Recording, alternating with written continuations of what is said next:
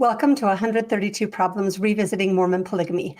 I'm so glad you're here for this episode. I think this is an important one that I hope you will pay attention to and share. This is, I believe, one of the most important and most neglected aspects of our polygamy narrative, the story of Hyrum's involvement with polygamy. I want to, again, as always, so sincerely thank those who donate to this podcast and ask that anyone who thinks that is a possibility to please consider it. It is extremely helpful. And welcome as we take this deep dive into the murky waters of Hyrum's polygamy.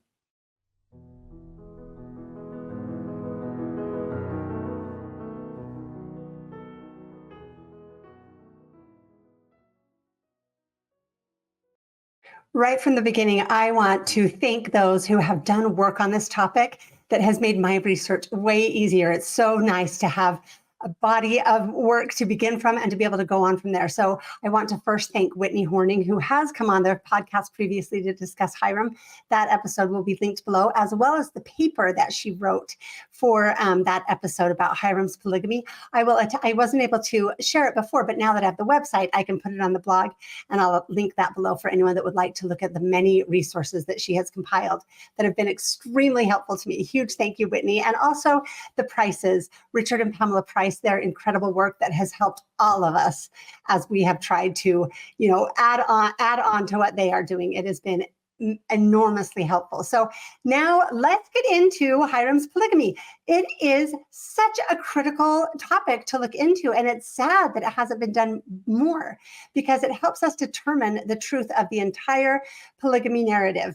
The early polygamists, as one of my historian friends said to me, they forgot poor Hyrum when they were crafting their narrative and creating their evidence.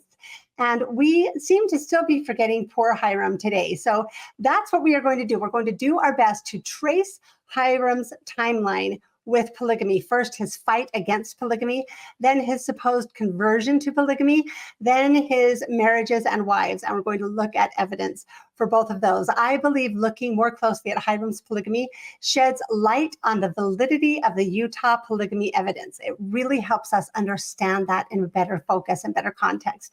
And looking at how modern historians determine Hyrum's wives, I think gives us important insights into how we should determine Joseph's wives. It's something that we should compare at the very least. I will say from the beginning, this is not the episode on Hyrum and the High Council. That episode is still coming. So I will just kind of sum up some of that information really quickly. This is the information that I think is too often left out from that conversation about the High Council. So I will come back and bring in all of that information. This is just looking at Hyrum's story with polygamy, separate from the High Council, which I will come back to. So to start, we know that Hyrum massively opposed polygamy. That is not contested at all. I'll just give a few examples. With the whole John Bennett scenario, Hyrum was at the forefront at the fight against polygamy and spiritual wifery from the very beginning. He headed the investigation and prosecution against John Bennett. He was the one who gathered affidavits. He confronted Bennett. He expressed his outrage at the testimonies of what had been done to the women, and on and on. Let me add this first slide. This is from his July 23rd, 1842 affidavit. It was published in the Times and Seasons August 1st.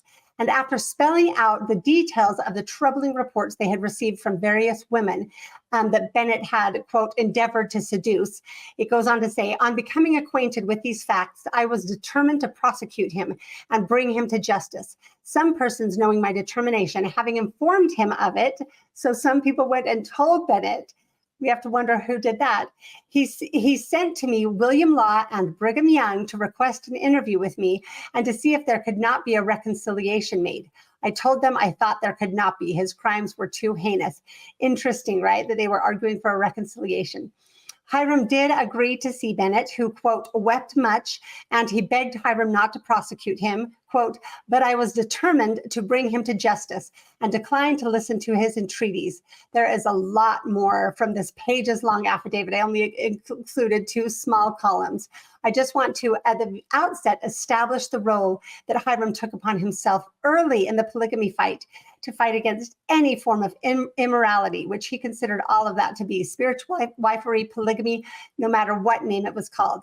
So here is our next thing we're going to look at. June 12th, 1842, Hyrum and Joseph sent a long letter to Parley P. Pratt, who was serving a mission in England with instructions for members gathering to Nauvoo. Quote, suffer no man to, I'm going into this because the polygamists were always teaching that only their marriages were valid and that you could leave a husband without a divorce for various reasons. It really looked a lot like wife swapping, and it just minimized the importance of the marriage vows for life. And this is what Hyrum had to say about that. Suffer no man to leave his wife because she is an unbeliever, nor no woman to leave her husband because he is an unbeliever. These things are an evil and must be forbidden by the authorities of the church. There are several instances where women have left their husbands and come to this place, and in a few weeks or months they have found themselves new husbands, and they are living in adultery, and we are obliged to cut them off from the church. There are men also that are guilty of the same crime, as we are credibly informed. We are knowing to their having taken wives here, and are credibly informed that they have wives in England. And we also forbid that a woman shall leave her husband because he is an unbeliever. We also forbid that a man shall leave his wife because she is an unbeliever. If he is a bad man, i.e. the unbeliever, there is a law to remedy that evil. And if she is a bad woman, there is a law to remedy that evil.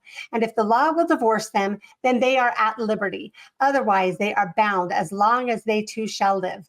And it is not our prerogative to go beyond this. Joseph Smith and Hyrum Smith. So there are some snippets of what they were seriously being taught that should help us understand how seriously they took marriage, right? And so their efforts continued. Let's go on. The next year, this is May 14th, 1842, Levi Richards recorded a sermon that Hyrum gave. This one is very important. I'm going to let you read it with me. Here is what he said. May 14th, attended meeting at the temple in the morning. Hyrum Smith addressed the people. Subjects from the Book of Mormon, second chapter of Jacob, remarked that the Book of Mormon was written as a mirror, a key to the Bible. He spoke of persecutions as being one of the ways of salvation. When persecution ceased, people were apt to forget the first commandment.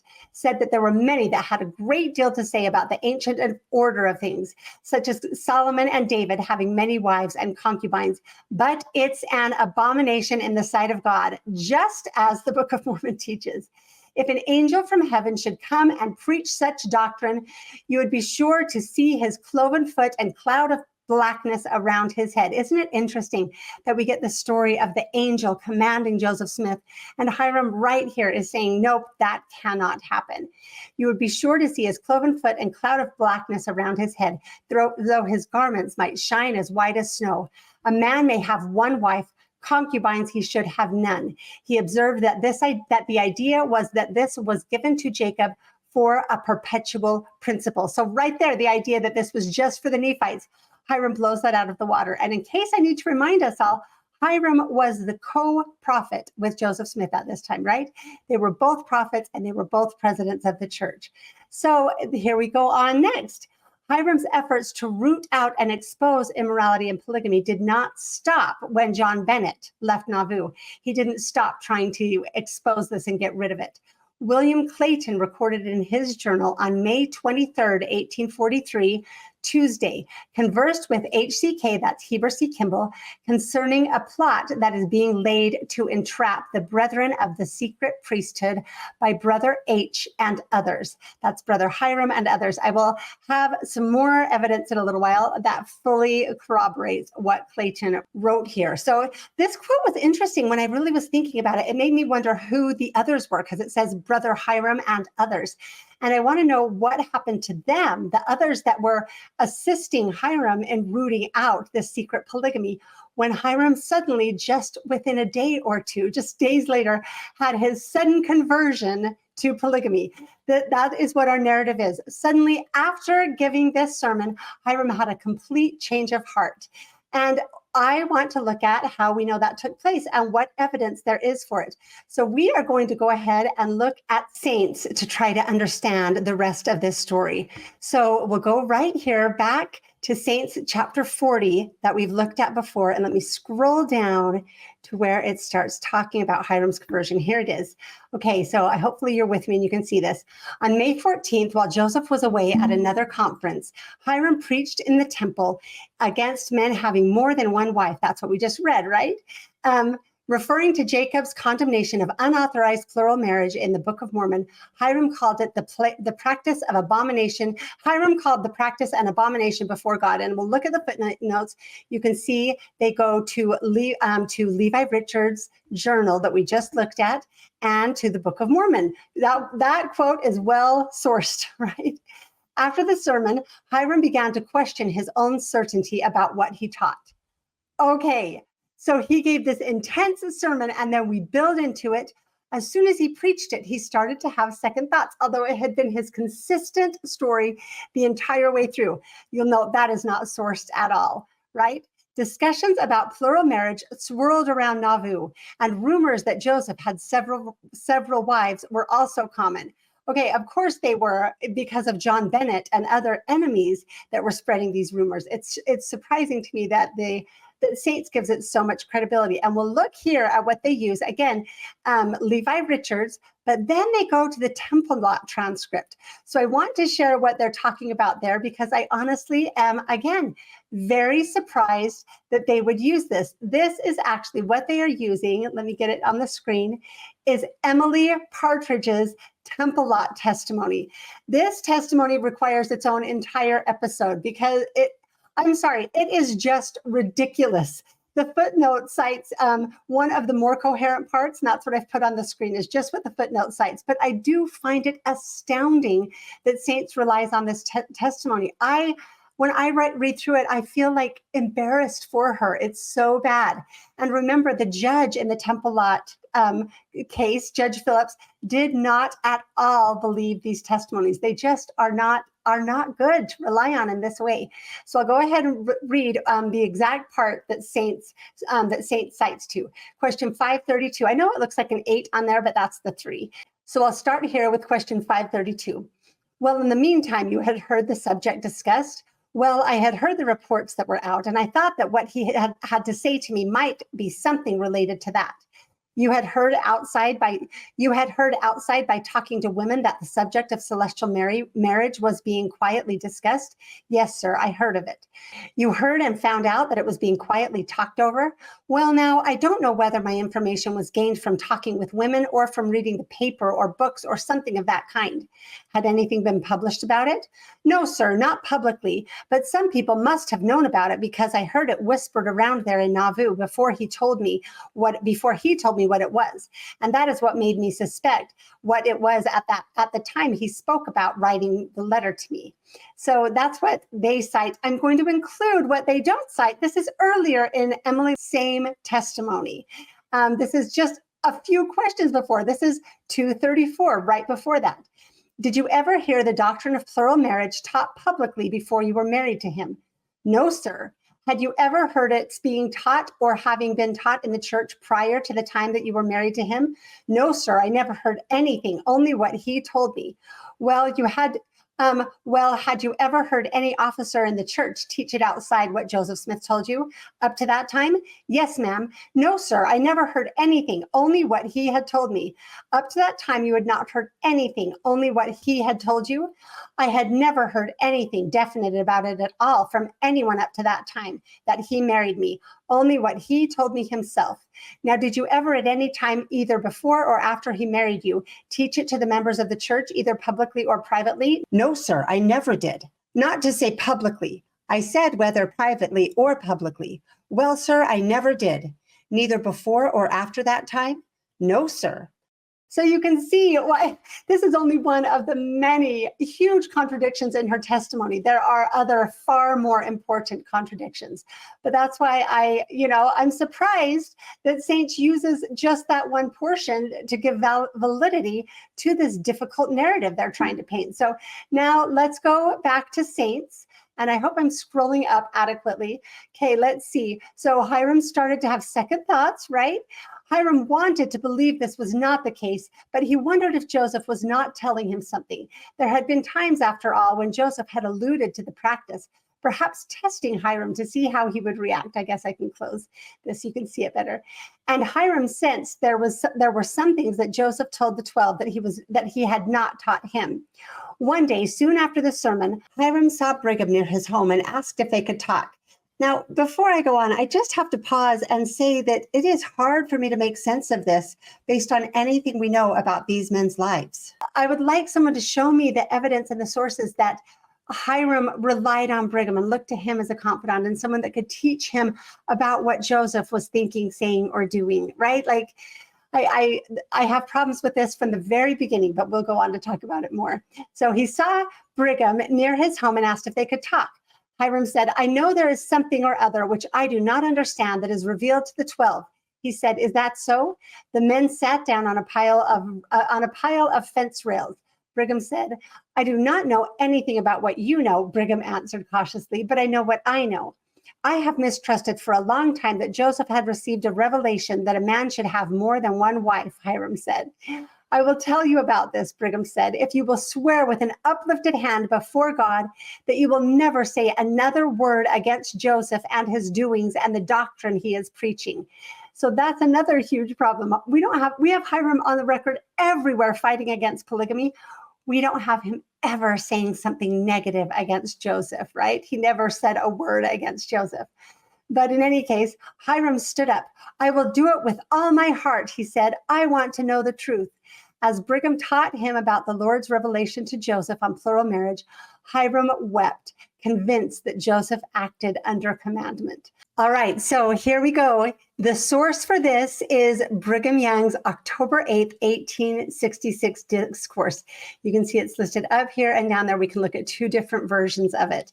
Now, I do not have time to go into this entire sermon here, but I will do another episode or at least a bonus episode on it in the very near future because this entire sermon needs to be read and analyzed. It is so important to give us valuable insights into Brigham Young's methods and his tactics and his priorities, the way that he deals with information that he doesn't like. I wish I could include it here, but I will just say that he had very little use for actual historical sources or evidence. For like just one example I can point to, he doesn't bring this up in the sermon, but destroying Lucy Mack Smith's books, right? And being so angry when he had completely destroyed them and that they were reprinted.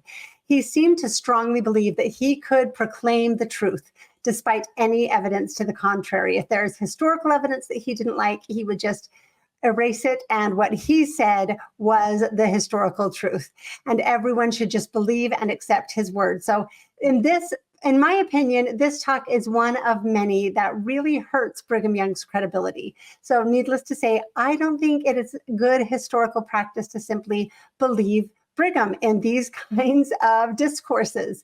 The only reason those who promote that polygamy came from God or the narrative that polygamy came from Joseph Smith, the only reason they rely so heavily on this sermon is because it is absolutely essential to their narrative. So maybe that should tell us something. I do want to point out there is one other source that is cited here, and it is William Clayton's journal. You can see right there, May 26, 1843. So we'll go ahead and look at that as well. Again, people can look at this as corroboration of Brigham Young, which I'm sure they do.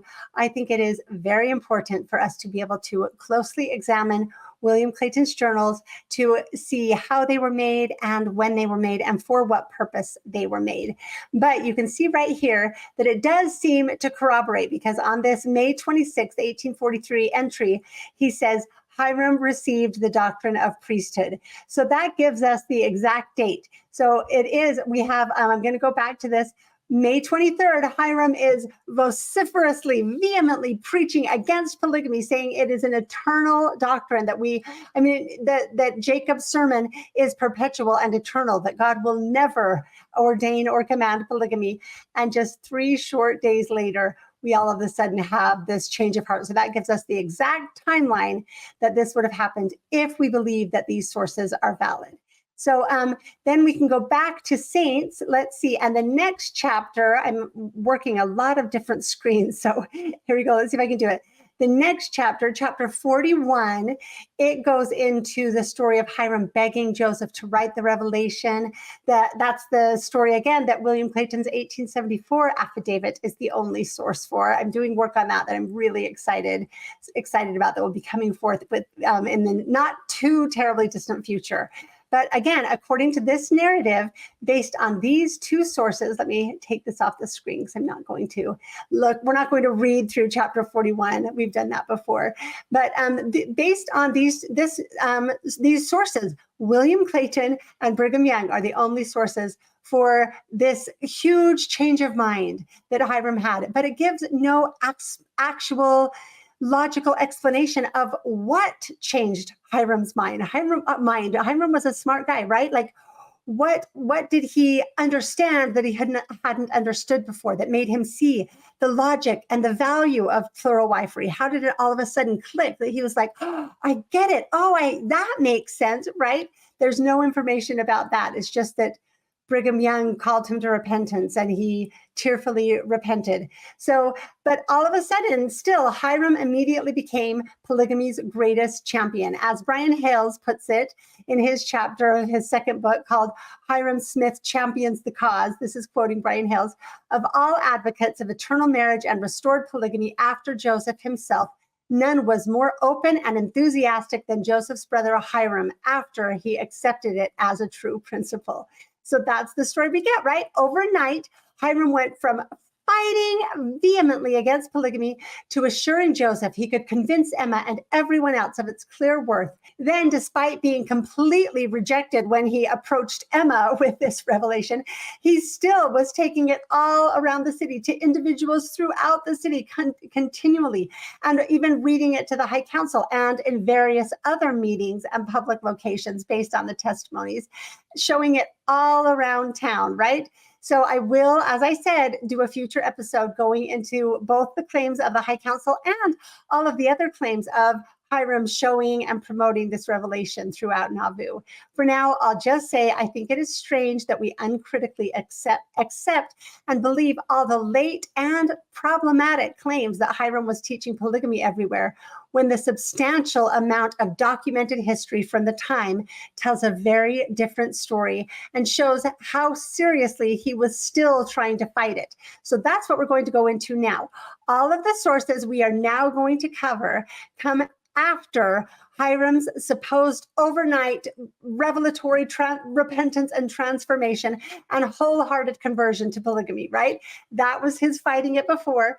This is all fighting it after. Oh, and also all of these sources are also after Hyrum supposedly read it to the High Council, right? And practically everywhere else. So these are sources that need to be taken into account when we're talking about these things. So let me go ahead and add this back to the stage. I want you to see this is February 1st, 1844. So again, it comes after August 1843, after May and then August 1843, which are the only sources we have of Hyrum supporting polygamy. So you'll see that he publishes a notice in the Times and Seasons.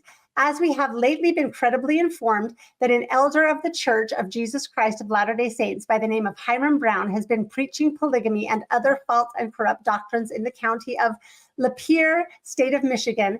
This is to notify him and the church in general that he has been cut off from the church for his iniquity.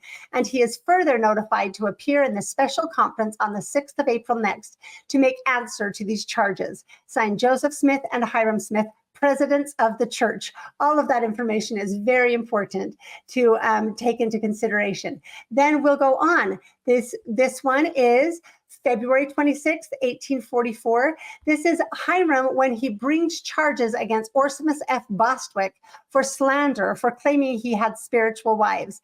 And let's see, this is from Joseph Smith's journal.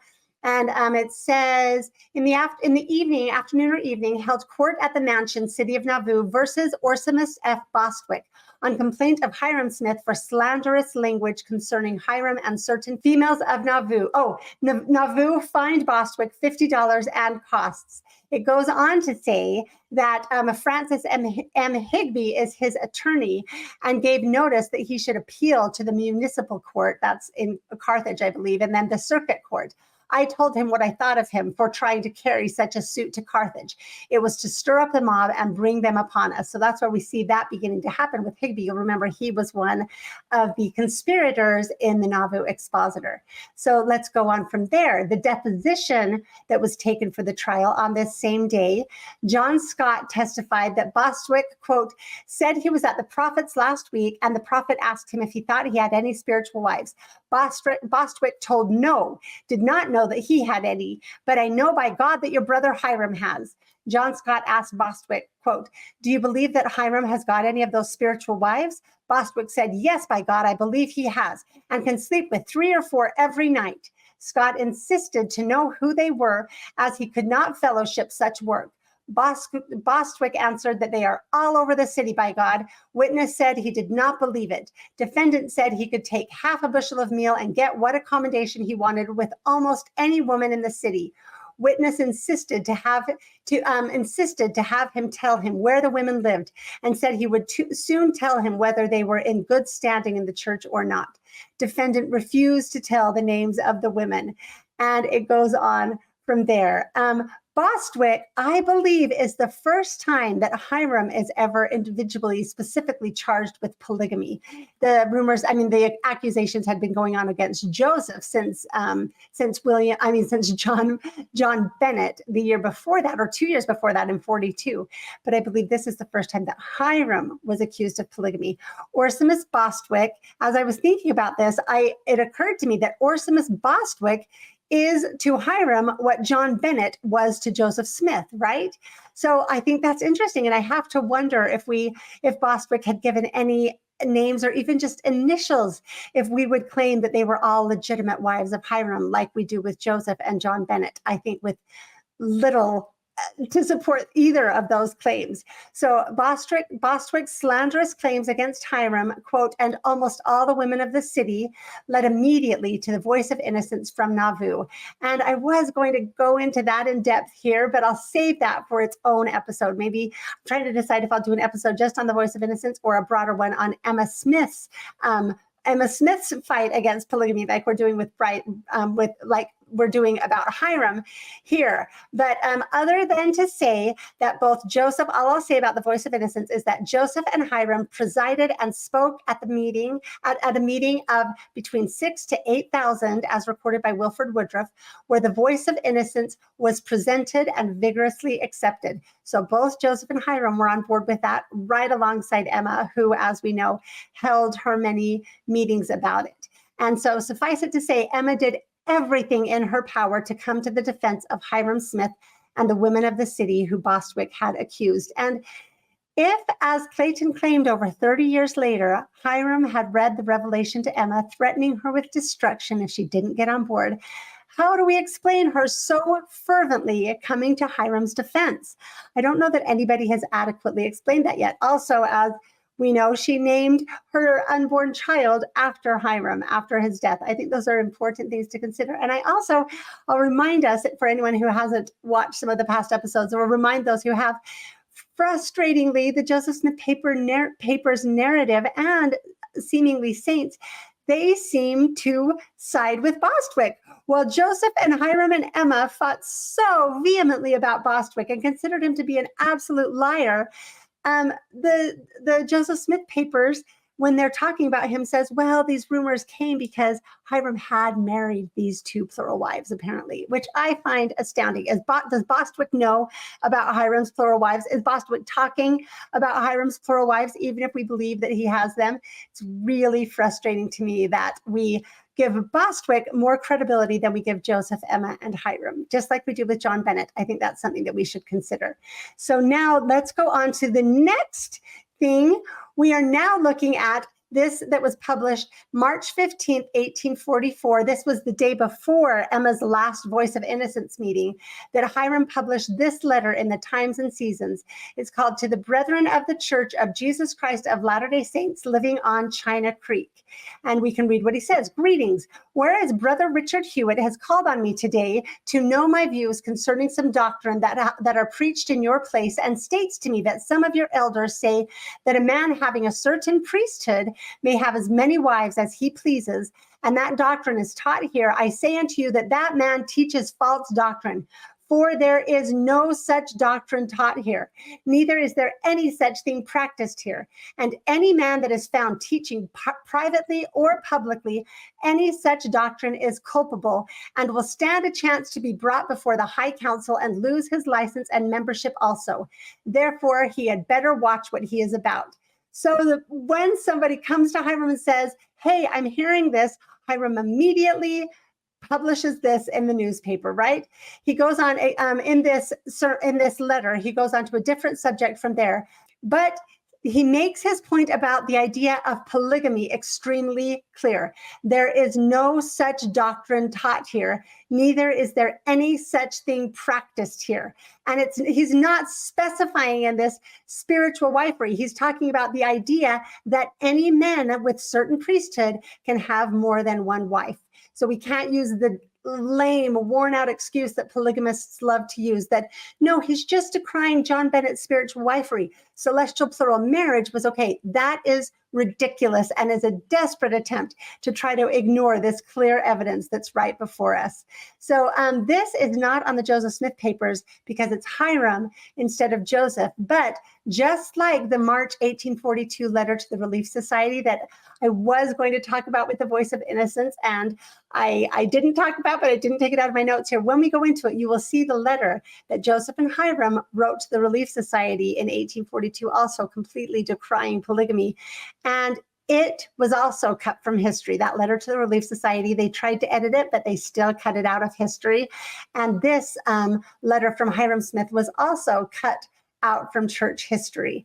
And then continuing on, just 2 months later, Hyrum publishes yet another letter in the Times and Seasons on behalf of him and Joseph. This is called To the Elders Abroad. I'll quote from it. We very frequently receive letters from elders and individuals abroad inquiring of us whether certain statements that they hear and have written to them are true, some pertaining to John C. Bennett's spiritual wife system, others in regard to immoral conduct practiced by individuals and sanctioned by the church. Remember what Joseph and Hyrum had always said about marriage, especially Hyrum, right? That letter that he sent to Parley Pratt.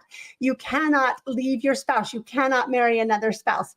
We have to say he now doesn't believe any of that anymore because he is, anyway, I think when he talks about immoral practice, he is talking about all of those ideas. They are not sanctioned by the church.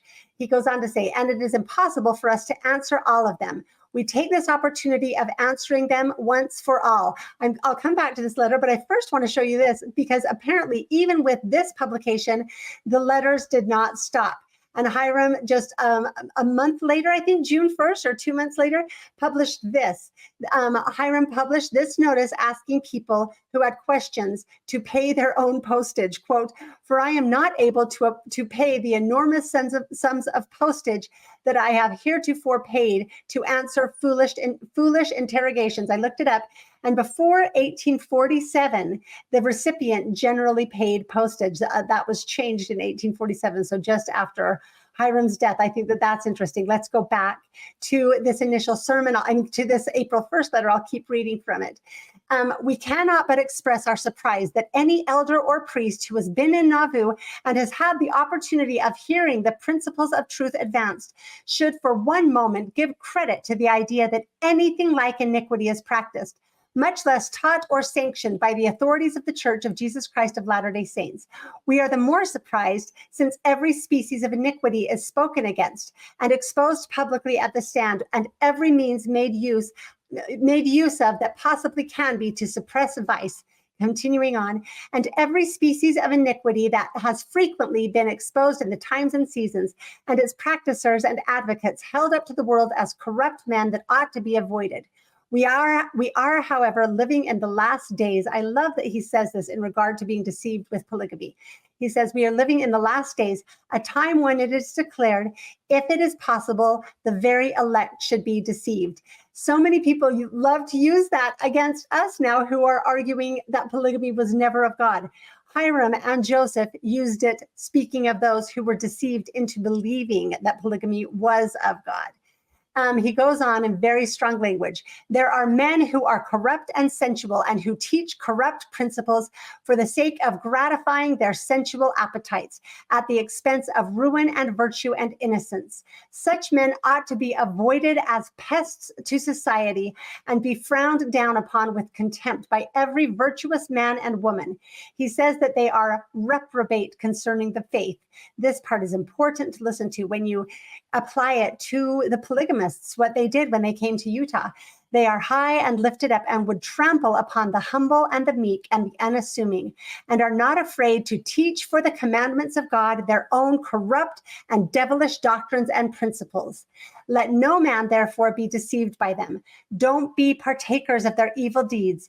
If any man writes to you or preaches to you doctrines contrary to the Bible, the Book of Mormon, or the Book of Doctrine and Covenants, and remember, in the Doctrine and Covenants at this time was Section 101, the statement on marriage, that loudly proclaimed that one man could have one wife and one woman could have one husband. It says, set him down as an impostor if he teaches anything different from what we have published in our scriptures. Disfellowship them, cut them off from among you as useless and dangerous branches.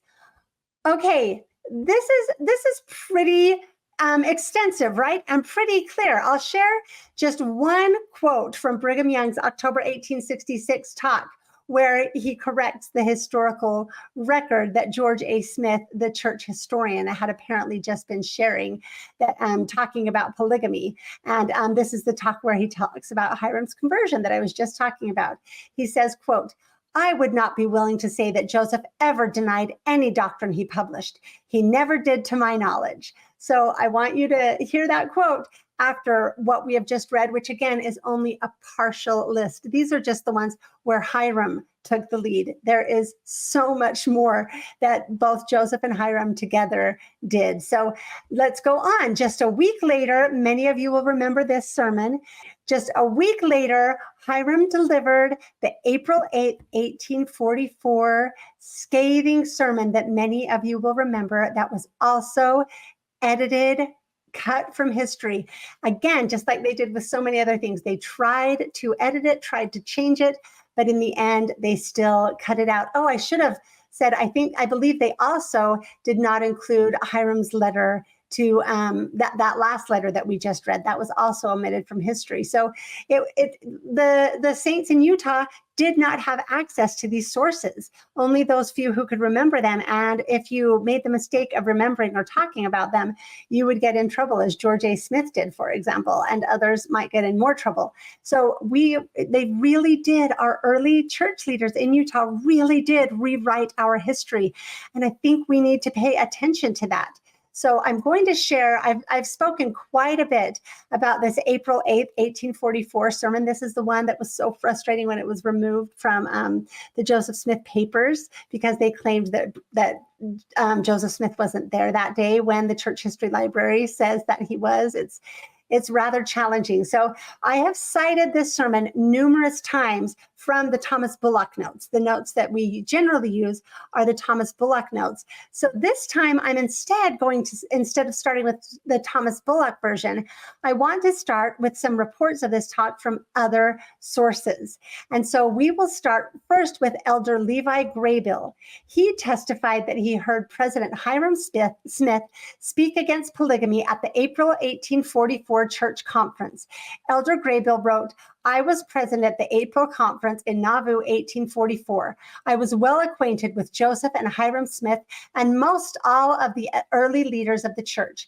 At the conference of April 1844, Hyrum Smith said from the stand that some had been teaching spiritual wifery, which meant polygamy. And addressing the sisters, he said, if any man makes such a proposition to you, if you will put a dagger to his heart, I will plead your cause in the day of judgment. Right? That is from in the RLDS history. And I will say these sources are RLDS, but what's interesting is that I think that as Utah Mormons, not just Utah Mormons, members of the LDS church, we sometimes tend to be quite arrogant and think that we have the only voices that matter. We have the true history. And it's looked to me like these sources from the RLDS church have been ignored and then not believed. They've just been disbelieved because they don't come from the right sources. Where now that we have the Joseph Smith papers and we have Thomas, well, we had, but at least it's still in the church library, we have the Thomas Bullock notes, and we can see that it was cut from history. We know that this sermon absolutely did occur, and we should give more weight to the RLDS sources because they have been proven out to be correct, while our sources were not correct. So then let's see, Joseph Smith III quotes, this is another source, quotes Thomas Lynn saying, quote, before the tragedy at Carthage, he had attended a meeting in 70s Hall, ostensibly for high priests and elders.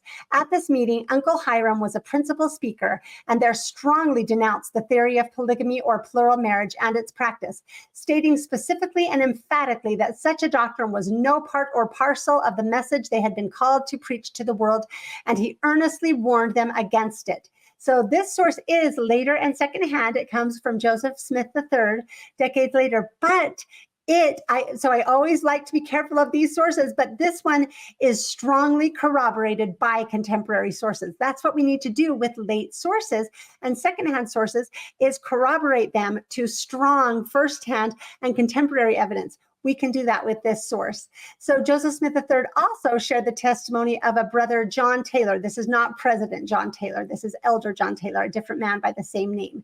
Brother Taylor's recollection tallies exactly, this is quoting Joseph Smith III, tallies exactly with that of Thomas Lind as to the time when the meeting was held, the reason for it being held, and the denial and denunciation of the dogma of plural marriage there made by Uncle Hyrum.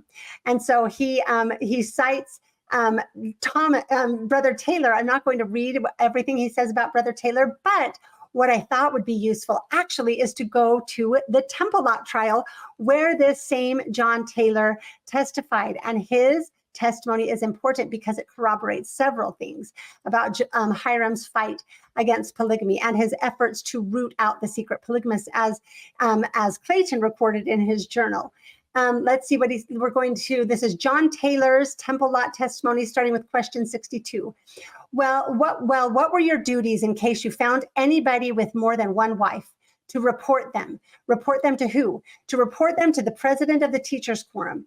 How many was there in that quorum? There were 24 in that quorum. It was an organized quorum, and our instructions were, if we found any case of that kind, to report them to the president of the teachers' quorum, and the president was to report them to Brother Hyrum Smith. And that was the instructions Brother Hyrum gave in the quorum. So Brother Hyrum went specifically to this teachers' quorum. Brother Taylor, John Taylor, who became an elder, must have been a teacher at this time, and he's telling what Hyrum Smith told them. This testimony fully corroborates the fact that Hyrum was trying to root out and trap the secret polygamists, right? And then I'm going to read a little bit more from this testimony. It doesn't relate directly to what we're talking about, but it relates to the topic of polygamy, of course. And I think it's worth reading because it is always ignored. So I'm going now to question 158.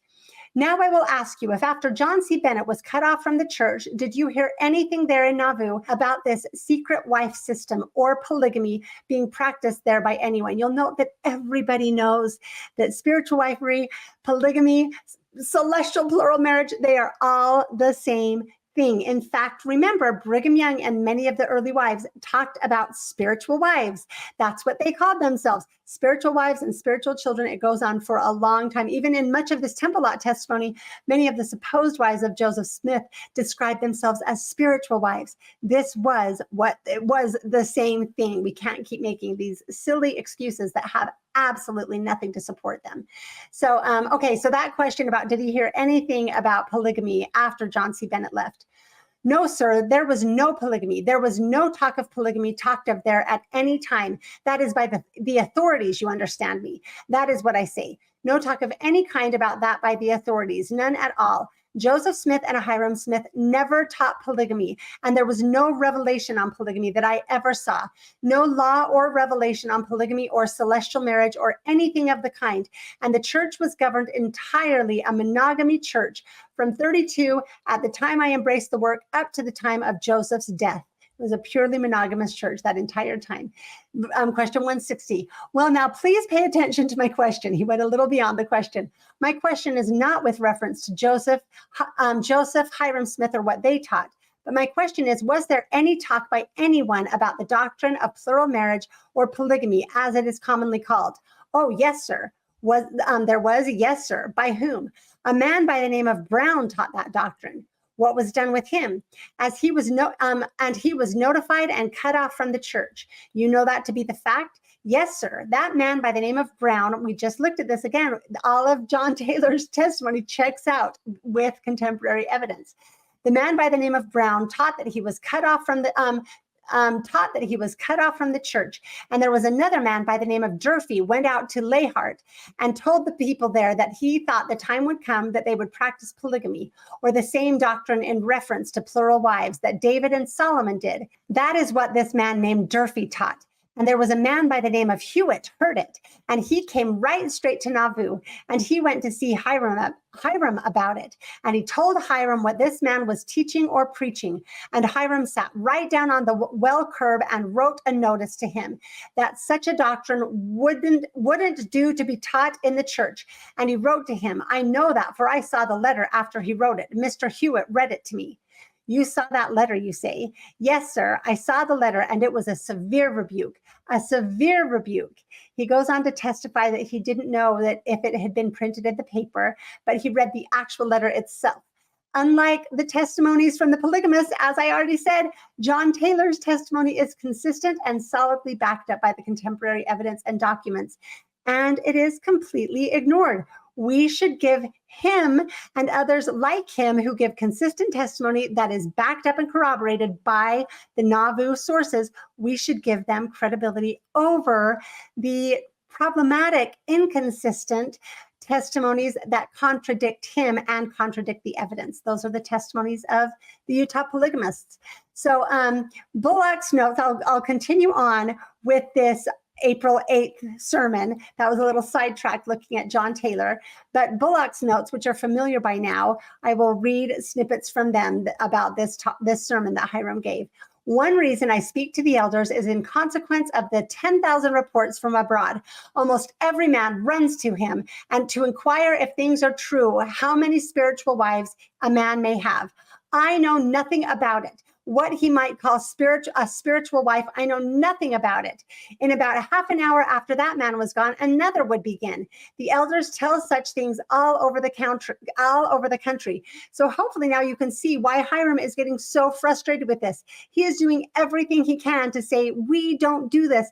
And these reports keep coming in. You're telling me that this is just because he has been married to Mercy, right? Like, we'll get into all of that as well. That we can't believe what Hyrum's saying. I think that people are going to have a difficult time actually adequately dealing with this body of evidence. Brigham knew that he couldn't deal with it, which is why he cut it out from history. We have it now. It needs to be taken seriously. So he continues on. I am authorized to tell you from henceforth that any man who comes in and tells such damn fool doctrine to come in and take away his license. None but a fool teaches such stuff. The devil himself is not such a fool. Every elder who teaches such stuff ought to have his nose wrung. His name will be published, and if found guilty, his license shall be taken. I wish the elders of Israel to understand it is lawful for a man to marry a wife, but it is unlawful to have more, and God has not commanded anyone to have more. Again, you can't just explain this away as carefully worded denials or only applying to spiritual wifery, blah, blah, blah. No, he says specifically, God has not commanded anyone to have more. And if you dare to presume to do any such thing, it will spoil your fun, for you will never preach the gospel. I despise a man who teaches a pack of stuff that will disgrace himself so. For a man to go into the world and talk of this spiritual wife system, a man is as empty as an open sepulcher.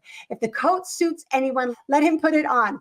I would call the devil my brother before such a man. He then goes on to teach and explain marrying for eternity. That's what he calls it. Marrying for eternity, which is the truth that he had been teaching. He always acknowledged he had been teaching. And he forcefully differentiates it, this idea of eternal marriage or marrying for eternity, he forcefully differentiates it from polygamy, which he insists, quote, never originated with me. Then he goes on and says, get the wife that God and your country let you have. If any brother hears any person preach such stuff, wring his nose. I give the sisters leave to wring his nose who teach such stuff.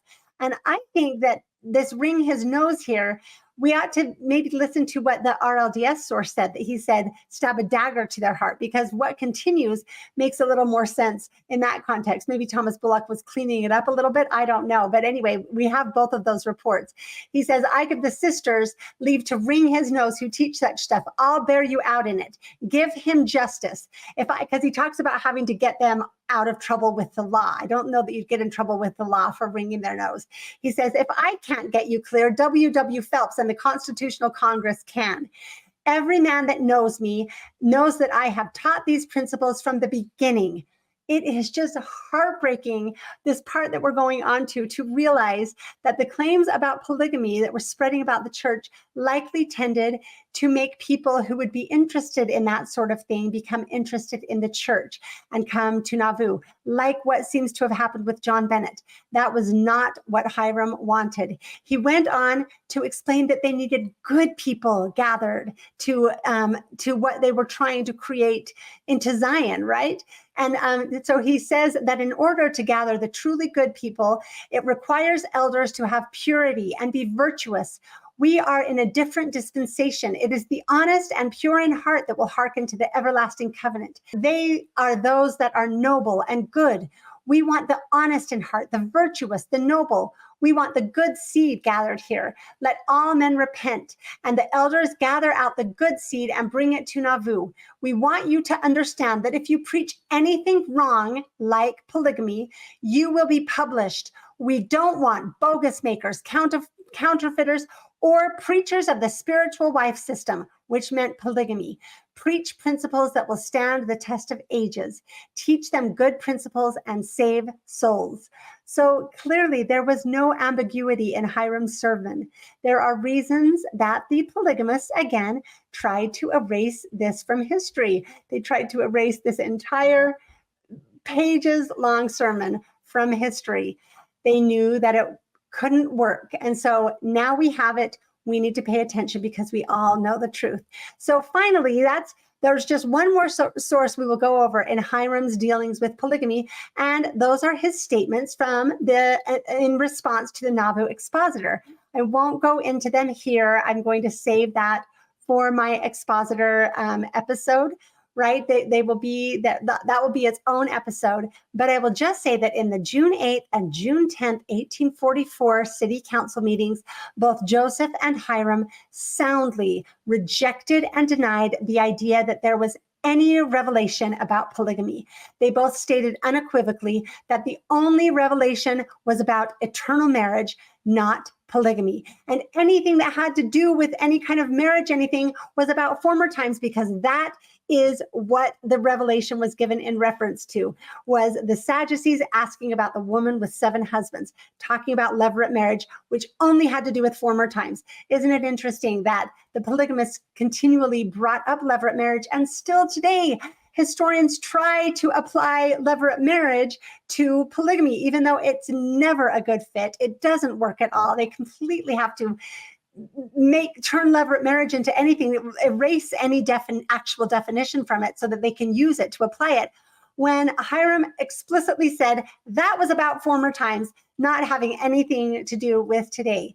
So I think that we have shown that Hyrum has a consistent pattern of speaking out strongly against polygamy in any form by any name.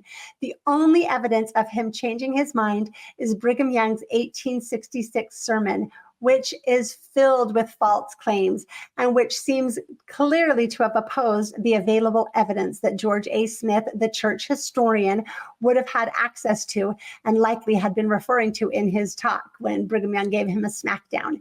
We'll get to that in another episode. Yet, with only that one very suspect source, we are supposed to believe that everything he did before May 26th, 1843, according to William Clayton, is all legitimate and valid and sincere, and everything after that date is completely disingenuous, just dishonest and deceptive, putting on a public show to hide what he was really doing in private. I don't know how to explain this. We would have to show that this is who Hyrum was, right? It doesn't look to me like this is who he was from everything else we know about him. And I don't know how we could claim to tell the difference in the sources.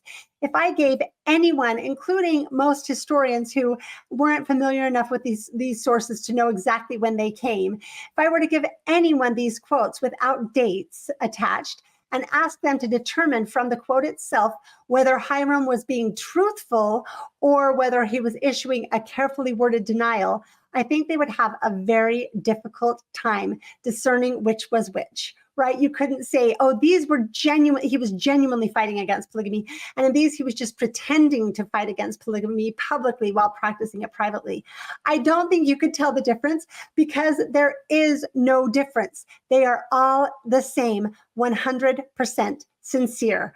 I would like to see people argue differently, and I'll respond to that. To me, I think you will have a difficult time making that case.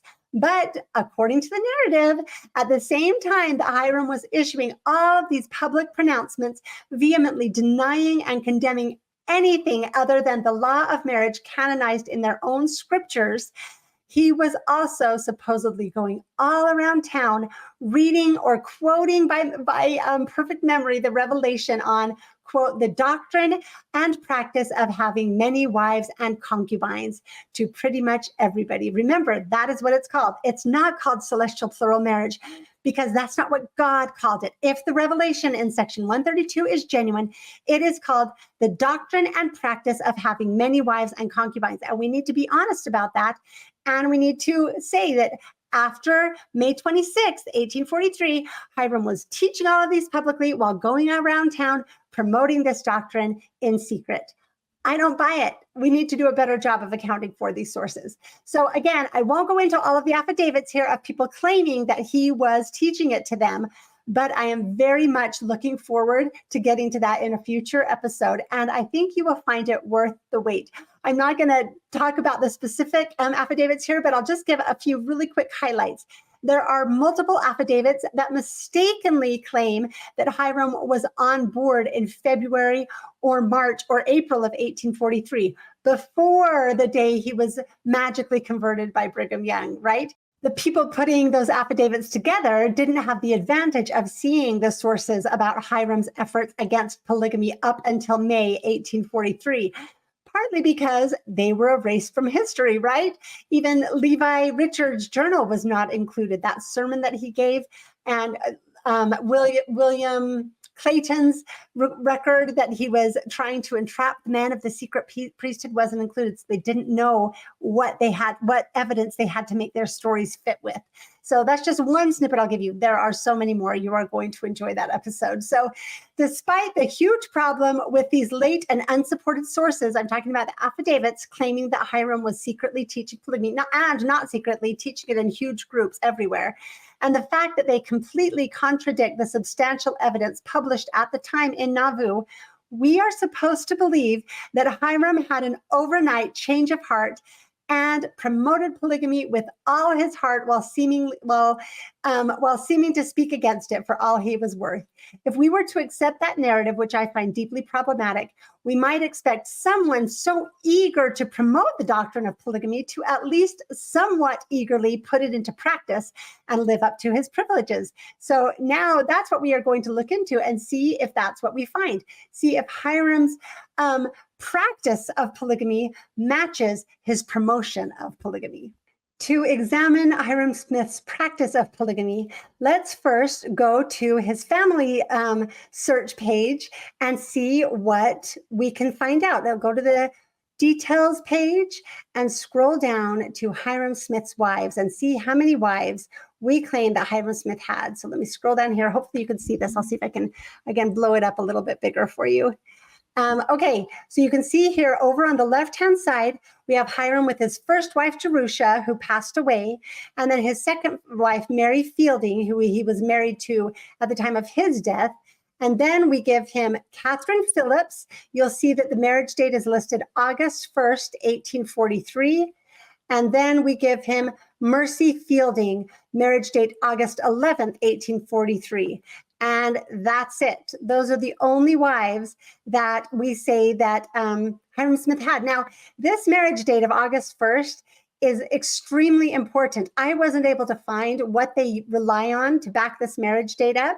And often family search isn't necessarily the most accurate because anybody can just add information to it. But you'll notice that Hyrum Smith, because he's an important figure, his page is locked and it's read only, meaning not anybody can add sources to it, only the church's official people can add sources to it. So this is the church's official narrative of Hyrum Smith, it looks like to me, and it has him married to 2 plural wives, Catherine Phillips on August 1st and Mercy Rachel Fielding, well, Mercy Fielding Thompson is what we should call her, on August 11th, 1843. Let's also go ahead and look at the church's topics pages. This is on the church's official website, their page about Hyrum Smith. And we'll scroll down to the one sentence that we're talking about. It says, despite some reluctance, Hyrum embraced the doctrine of plural marriage and in 1843 married Catherine Phillips and his second wife's widowed sister, Mercy Rachel Fielding Thompson. So it looks like we've established pretty well that the church's official narrative on Hyrum Smith is that he had 2 plural wives. He had his deceased wife, his deceased wife Jerusha, his current wife Mary, and then he married Catherine Phillips and Mercy in that order according to the church. So let's go ahead and think about this and look into it and see what we find out. First of all, I want to point out that it seems to be a relatively common pattern in polygamous groups for the number one guy to have the most wives, followed closely by the generals surrounding him, the number 2 guy, and maybe the guys just below him. Wives seem to be somewhat equivalent to rank in the hierarchy, right? Number of wives. It really is a symbol of your power and prestige in the society. And so we find this example followed with Brigham Young and his 57 wives, followed by Heber C. Kimball and his 43 wives, right? That pattern follows. And then the other apostles also tended to have more wives than just the average Joe on the street. The bottom of the heap, of course, are the lost boys who aren't able to find any women because the older, powerful men are marrying all the young girls. So they just have to leave the society or be kicked out or sent to war or turned into eunuchs or however different societies have handled it over time. This is, like I said, this is a common, we find this commonly in history. Genghis Khan, a well-known polygamist in a polygamist warfaring society, he had at least 14 very high-ranking wives and then hundreds of lower-ranking wives and concubines, while his generals and his son's successor, Ogedai, I think is his name, they had dozens instead of hundreds. Muhammad had 12 wives, and his top advisor, Abu Bakr, had about almost half as many. That seems to be a pattern that we see. So it seems like we might expect to see this to some extent with Joseph and Hyrum Smith, the president and co-president and patriarch of the church, right? And his brother. That seems to be what we might expect. As one of my historian friends said, they forgot about poor Hyrum. Thank you, John Hayachek. That's made me laugh every time I think about it. So that's partly what inspired this episode. So even though I guess we could say, well, Hyrum was a late adopter, right? Joseph had longer to marry women than Hyrum did. But even based on that, when we look at Joseph's rate of his supposed marriages, there was plenty of time for Hyrum to accumulate at least a reasonable harem, especially when we think how eager he became. He'd want to make up for lost time, you'd think, right? And Joseph would be so excited to have him on board. You would expect that he might be just throwing wives at him. But Joseph, apparently, according to the narrative, had taken close to 20 wives in just a year or so before. And he managed to take around 13 additional wives from the time Hyrum came on board until his death, apparently based on the sources that I was looking at. So we would think that Hyrum could get a few more than just this paltry 2 and only 1 for eternity, right? So I think we have a problem with the narrative right from the start. It's true that, like John Hayek recently commented, that made me smile again.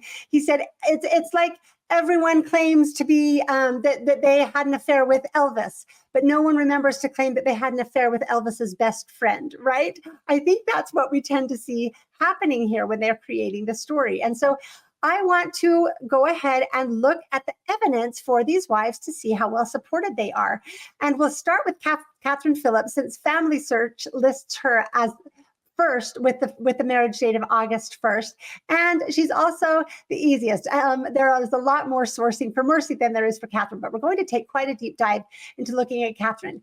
We seem to know almost nothing about Catherine Phillips, other than that she came to Salt Lake after the spring of 1860 because she was not included in the 1860 census, but there are records of her being baptized and confirmed in 1861. The only other sources we have of her are the 1880 and 1900 census records, where she is known as Catherine P. Smith, and her death certificate from 1905. Other than that, she seems to be invisible. We know that she was in Utah because we have records of her in Utah in 1861, so that we know that she was here when affidavits were being gathered in earnest beginning in 1869. And we have to wonder why she didn't fill out an affidavit at that time. That seems very strange. And so all we have for her are 3 extremely late sources that claim Catherine Phillips was married to Hyrum. The first that we'll go into when we're talking about Mercy, the first is Mercy Thompson's temple lot testimony that we'll talk about in a little while. Then we have Catherine's very strange affidavits from 1902 and 1902 or 1903. These were made when she was 83 or 84 years old, and she would die 2 years later. We'll go ahead and start with this first affidavit. This one is dated November 7th, 1902, and it was notarized by James Jack. Just a quick overview. You can zoom in and read it if you want to. It gives her parents and birth date, followed by shorthand. I was curious about this, so I messaged the amazing Legine Caruth, the expert on shorthand, to ask if she could decipher it. And I was so happy that she responded very quickly and told me that it is Pittman shorthand and told me what it says. It says, quote, "My present residence is East Mill Creek, Salt Lake City, Utah." That's very helpful because it helps us know that this one was indeed the first affidavit, because the next affidavit incorporates that part that was only written in shorthand in this one. So despite the dating problems, we know that this affidavit was written first. When we get to the others, you'll see what I'm talking about. It goes on to say, "I was married to Hyrum Smith, brother of the prophet Joseph Smith, as his plural wife, and lived with him as his wife." It says Joseph performed the sealing August 43. It doesn't give an exact date, in the red brick store. It claims that brother and sister Stone were living there at the time, and that Catherine's mother, along with Sister Stone and her daughter Hetty, were the witnesses to the sealing. Then it makes this strange claim, quote, "In consequence of the strong feeling manifested at the time against plural marriage and those suspected of having entered into it, I, with my mother, moved to St. Louis near the close of the year." That would have been just a few months after the supposed plural marriage, "where I was living when the prophet Joseph and my husband were massacred. The purpose of this affidavit is that my testimony to the truthfulness and divinity of plural marriage may live after I shall have passed away. And in this spirit, I commend it to all to whom it may come." This is very strange that she would give this fervent testimony recommending plural marriage when she apparently never lived it. She claims to have immediately moved away after marrying Hyrum, and so she didn't live in plural marriage with Hyrum and his other wife or wives. And then she seems to have never married again. Surely there would have been plenty men willing to marry the widow of Hyrum, especially considering we claim that that was one of the central reasons polygamy was necessary, right? To care for the widows. Every time I hear that, so frustrating. You do not need to marry widows in order to care for them. And as if widows were actually provided for and cared for in early Utah, and as if the polygamous men were only marrying or even wanting to marry widows at all. Okay. So anyway, I guess in order to care for widows, you either had to marry them or have them claim that they had been married to your church's founders. That's what it looks like. So anyway, it is also strange that she would claim she and her mother had to be secreted away to St. Louis when nobody was aware of their secret plural marriage. And as we'll see, another supposed wife claimed to actually move in with Hyrum and live there as his wife with his actual wife, right? So it's very strange to try to make sense of this. But apparently this affidavit, for whatever reason, was not sufficient. Maybe it was just that it didn't include where she lived now. I don't know. But for whatever reason, 2 additional affidavits were made either a year before or a few months later. I'm going to argue a few months later based on mainly that Pittman shorthand. These are dated January 28th.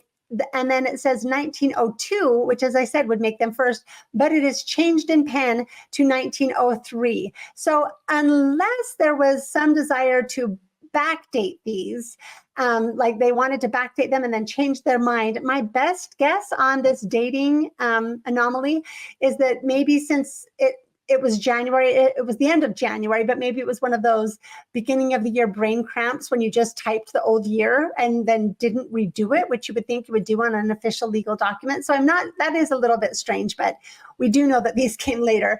These affidavits are very similar, almost identical to the first one. It adds her current residence, that Pittman shorthand, and it adds the names Robert and Julia Stone, but not typed in. It's written in after the fact in pen. It looks like the same pen that is also used to change the date and that the notary public used for his signature. It also changes out the word massacred for martyred, and it is signed by a different notary public. It's L. John Nuttall instead of James Jack. So this is very interesting, and I have to agree with what Whitney Horning said in the paper that she wrote that I'm going to attach. I'm going to quote her here. She said, "I do not know what to make of 2 affidavits typewritten on two different dates and witnessed by 2 different judges, but with the same wording. It does not make sense to me." And I think that is very well said. It does not make sense to me either.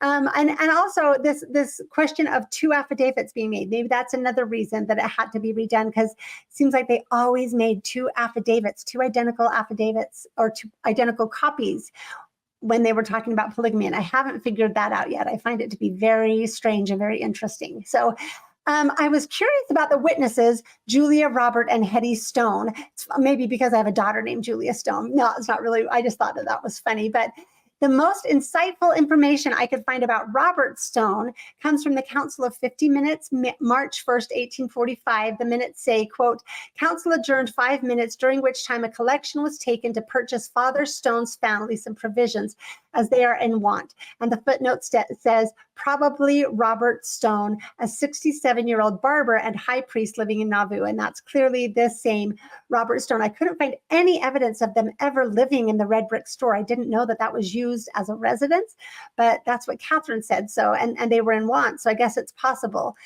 Julia Stone, the wife, I found that she was admitted to the Relief Society April 14th, 1842. So whoever added these names in, they did seem to be genuine people. That was about all that I could find until I noticed this. And let me go ahead and again share my screen.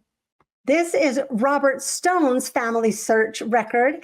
And we'll go down here and you can see that he actually had 2 previous wives. He had married Sarah Cartwright, and she passed away in 1819.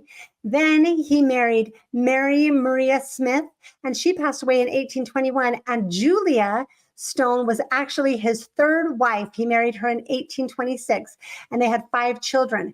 That was really interesting to me because Robert Stone was a twice widowed man. Julia was his 3rd wife. If they had been present for Joseph's sealing Hyrum to Catherine, they would have certainly been polygamy insiders.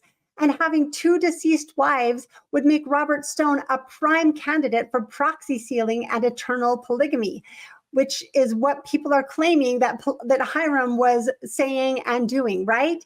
Yet, Julia Stone and Hetty Stone apparently were present for this marriage, and they were polygamy insiders, yet Robert was not sealed to his 2 deceased wives and his 1 living wife until 2 years later when Brigham was doing ordinances in the Nauvoo temple after Joseph and Hyrum were dead.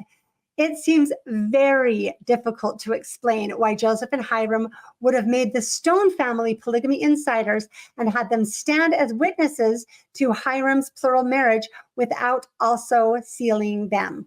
I find that to be very interesting.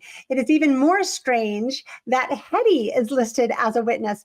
Her name was actually Hedda Stone. She was a 9-year-old little girl at the time. So again, this super secret polygamy where even Joseph Smith III, who would have been 10, nearly 11 at this time and was nearly 12 at the time of his father's death, he was kept out of the loop and only the most trusted could be brought into the secret. Yet this little girl, most likely a schoolmate of Joseph's children, was made a polygamy insider and was used as a witness to this ordinance. She would have been a schoolmate with both Joseph's and Hyrum's children. They both had children this same age, right? Explain that to me, how that's going to work. It would be hard to get more strange than that, but it does because Hedda was the youngest child. Robert, who was 25 years older than his third wife, Julia, had 4 to 5 living children from his first wife. We don't know because some of the death records were not clear on, but he had either 4 or 5 living children from his first wife, 1 or 2 living children with his second wife, and Julia and he had 3 living children at this time. They had 5 total. 1 had passed away and 1 hadn't been born yet.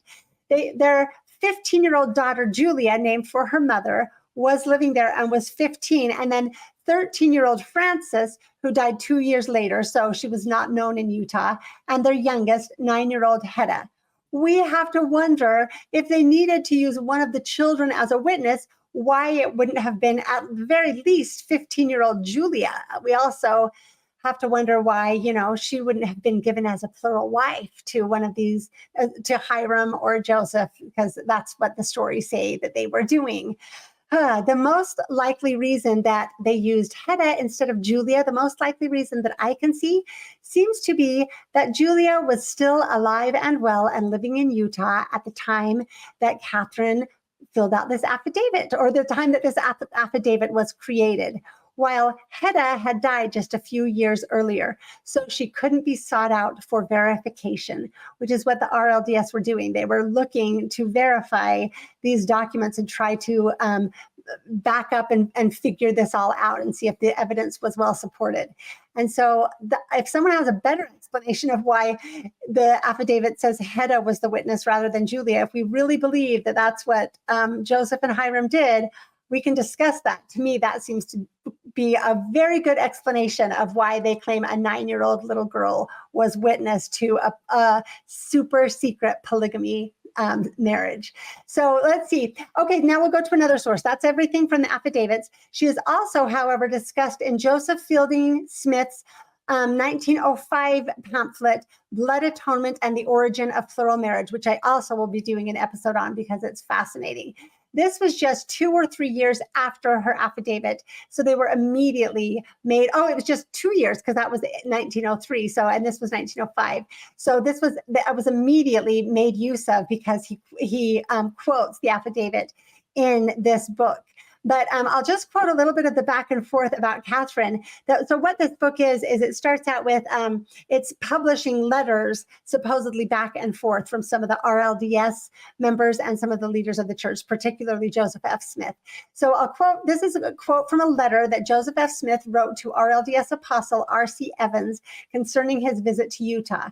He says, "You met Catherine Phillips Smith, who told you she was married in August 1843 in Nauvoo to the patriarch Hyrum Smith, his brother Joseph the prophet officiating in that ceremony." Richard C. Evans' response: "It is true that I saw a very old lady in your father's parlor as she came slowly in for prayers. Your father said, 'This is Catherine Phillips Smith. She was married to my father, Hyrum Smith, and she has never married since. I am sure that the old lady heard, I am not sure that the old lady heard a word. It is certain that she did not testify to me, but it was your father who made the statement, and at once called us all to prayer, thus preventing me from speaking to the old lady. So you can decide who you want to believe, right? If it goes on, this is published again by Joseph Fielding Smith, so it's definitely leaning in the favor of the LDS claims, but it goes on back and forth with a he said, she said, and just leaves you deciding who to believe about Catherine Phillips Smith. As I said, Joseph Fielding Smith copied Catherine's affidavit, that second version, into his book, but he footnoted it with this claim. This is written as a footnote under Catherine's affidavit. Sometime during the month of September, 4 members of the reorganized church called on Catherine Phillips Smith in her home in East Jordan with the object in view of having her deny her testimony regarding her marriage to the patriarch Hyrum Smith, which she resolutely refused to do.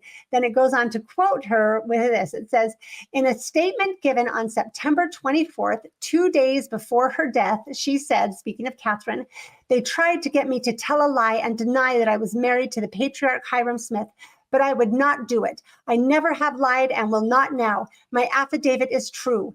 They asked me if my mother knew of my marriage, and I told them that the patriarch asked my mother if she was willing for him to marry her daughter, and she said he could ask the daughter, and she could do as she pleased. I told them that the prophet Joseph sealed me to the patriarch Hyrum Smith as his wife for time and for all eternity, and they tried to get me to deny it, and I would not do it, for it is true. I told them the truth. They annoyed me very much, and I finally told them to leave my house and never enter it again.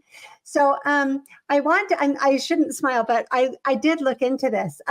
There's no information about who they claim went to see her 2 days before her death to take this statement. There's no record of it anywhere else. But more troubling, I want to share this. Her death certificate, I looked up, I hope you can see it. It lists peritonitis as the cause of death.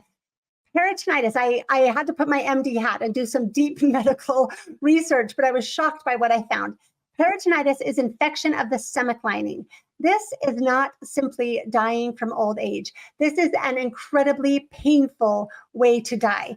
The symptoms include swelling and severe pain in the abdominal cavity, fever, chills, nausea, vomiting, and think about that with severe abdominal pain that is excruciatingly painful. It says especially with any touching of the abdomen or any movement. Can you imagine vomiting while being in that much pain? Extreme fatigue, extreme thirst with hydration, with dehydration, because all of the liquid in your body is all going into your abdomen. That's what's causing the swelling in the abdomen. Then it leads to hepatic encephalopathy. I hope I'm saying that right. Hepatic encephalopathy. That's when your brain stops working because of the buildup of toxins caused by your liver ceasing to function. It causes trouble thinking or focusing, disorientation, loss of general awareness, loss of memory, severe confusion, and unconsciousness. Then finally, when you're dealing with peritonitis that is not treated, on the last day or two, sepsis sets in, you go into shock, and then organ failure, and then death. That is what it's like to die from peritonitis. Thankfully, it can usually be treated now, but it's important to get early treatment. I found out even today, this is a very serious condition.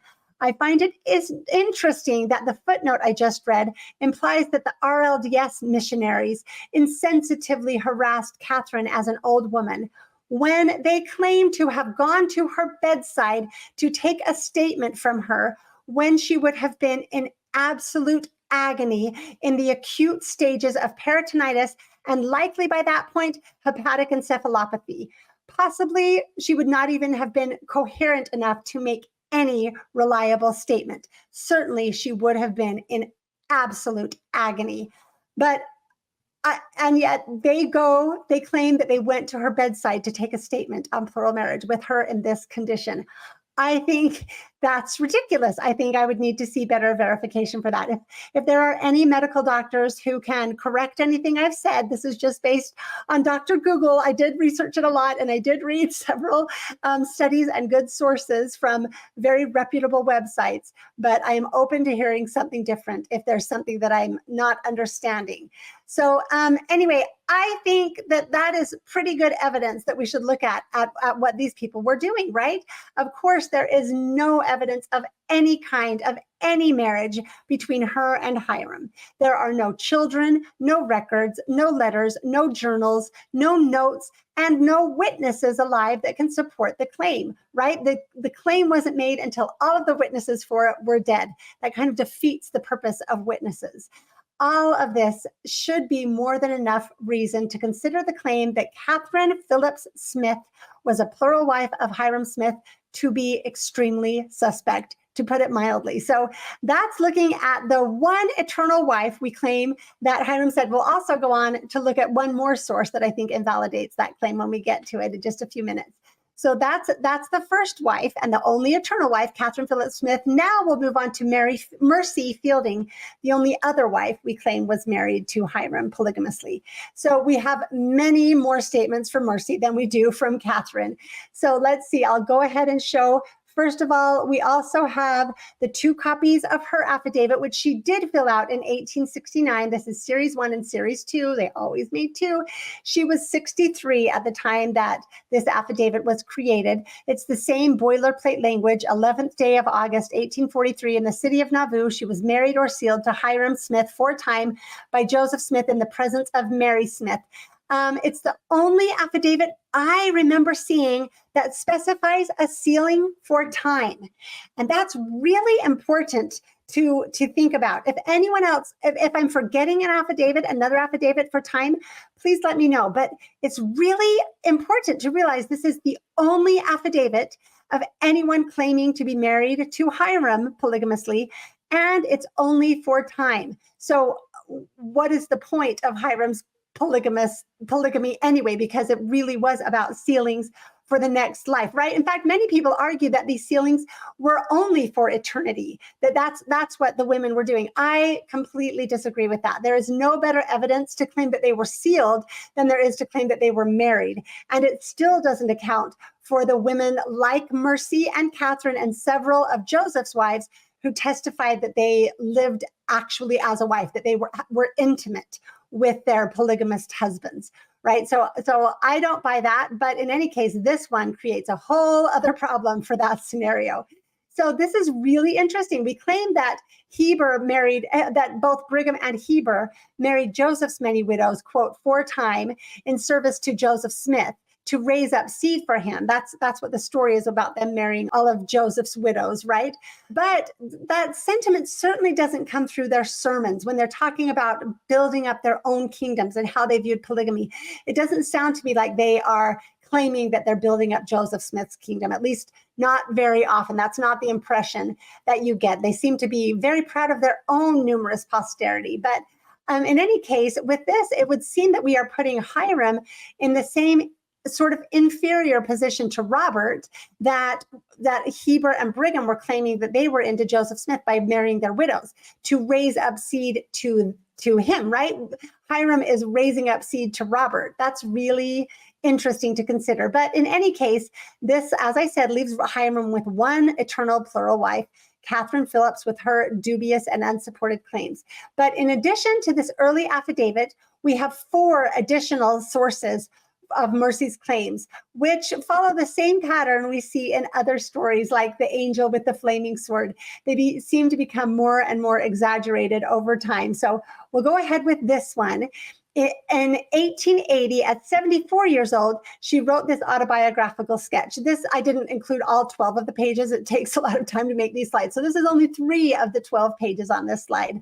But this autobiography makes it clear how much she loved and admired her husband, Robert Thompson, and claims she was, and then it also claims that she was a plural wife to Hyrum. That's what much of what is in this autobiography. That only covers a little bit of it. She talks much more about other things like starting the penny fund for the Relief Society and claiming to have been recording some of Hyrum's patriarchal blessings. So it's an interesting source to read, but I'm just going to quote this part.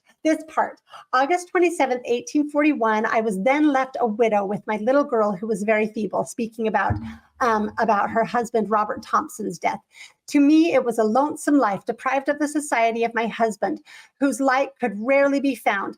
I believe all who knew him would agree with me in saying that in meekness, humility, and integrity, he could not be easily excelled if equaled. Being deprived of the society of such a husband caused me to mourn so deeply that my health was much impaired.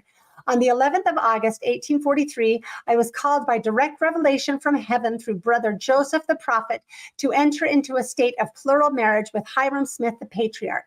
Soon after marriage, I became an inmate with my sister in the house of Hyrum Smith, where I remained until his death, sharing with my sister the care of his numerous family. So that the only portion I read is where she claims to have been married to Hyrum Smith and become his literal wife and move in with him. So again, there are some problems with this that I want to just look at. First, polygamy was super secret, so it would be strange for her to move in to live as a plural wife, expecting to have children, as she claims in that affidavit and another source we'll look into. Also, to the time of her death, she never took any last name other than Thompson, right? So we have Catherine Phillips Smith claiming to have been Hyrum's wife, but then we have Mercy Thompson claiming to have married Hyrum just for time and moved in with him and Mary and lived as a wife. But more to the point, we can go to the diary of her brother, Joseph Fielding, who kept extensive journals throughout most of his life, it looks like, but certainly throughout this time. And I think that helps us dispense with these claims. I have to say about these Joseph Fielding journals, reading through them has been fascinating, and I am desperate to write a paper on them. If there's anybody who's looking for a topic for the Journal of Mormon Polygamy or just a historical topic to cover, digging into the journals of Joseph Fielding, I think would be a fantastic exploration. It's so fascinating. I'm really excited about it and intrigued by it.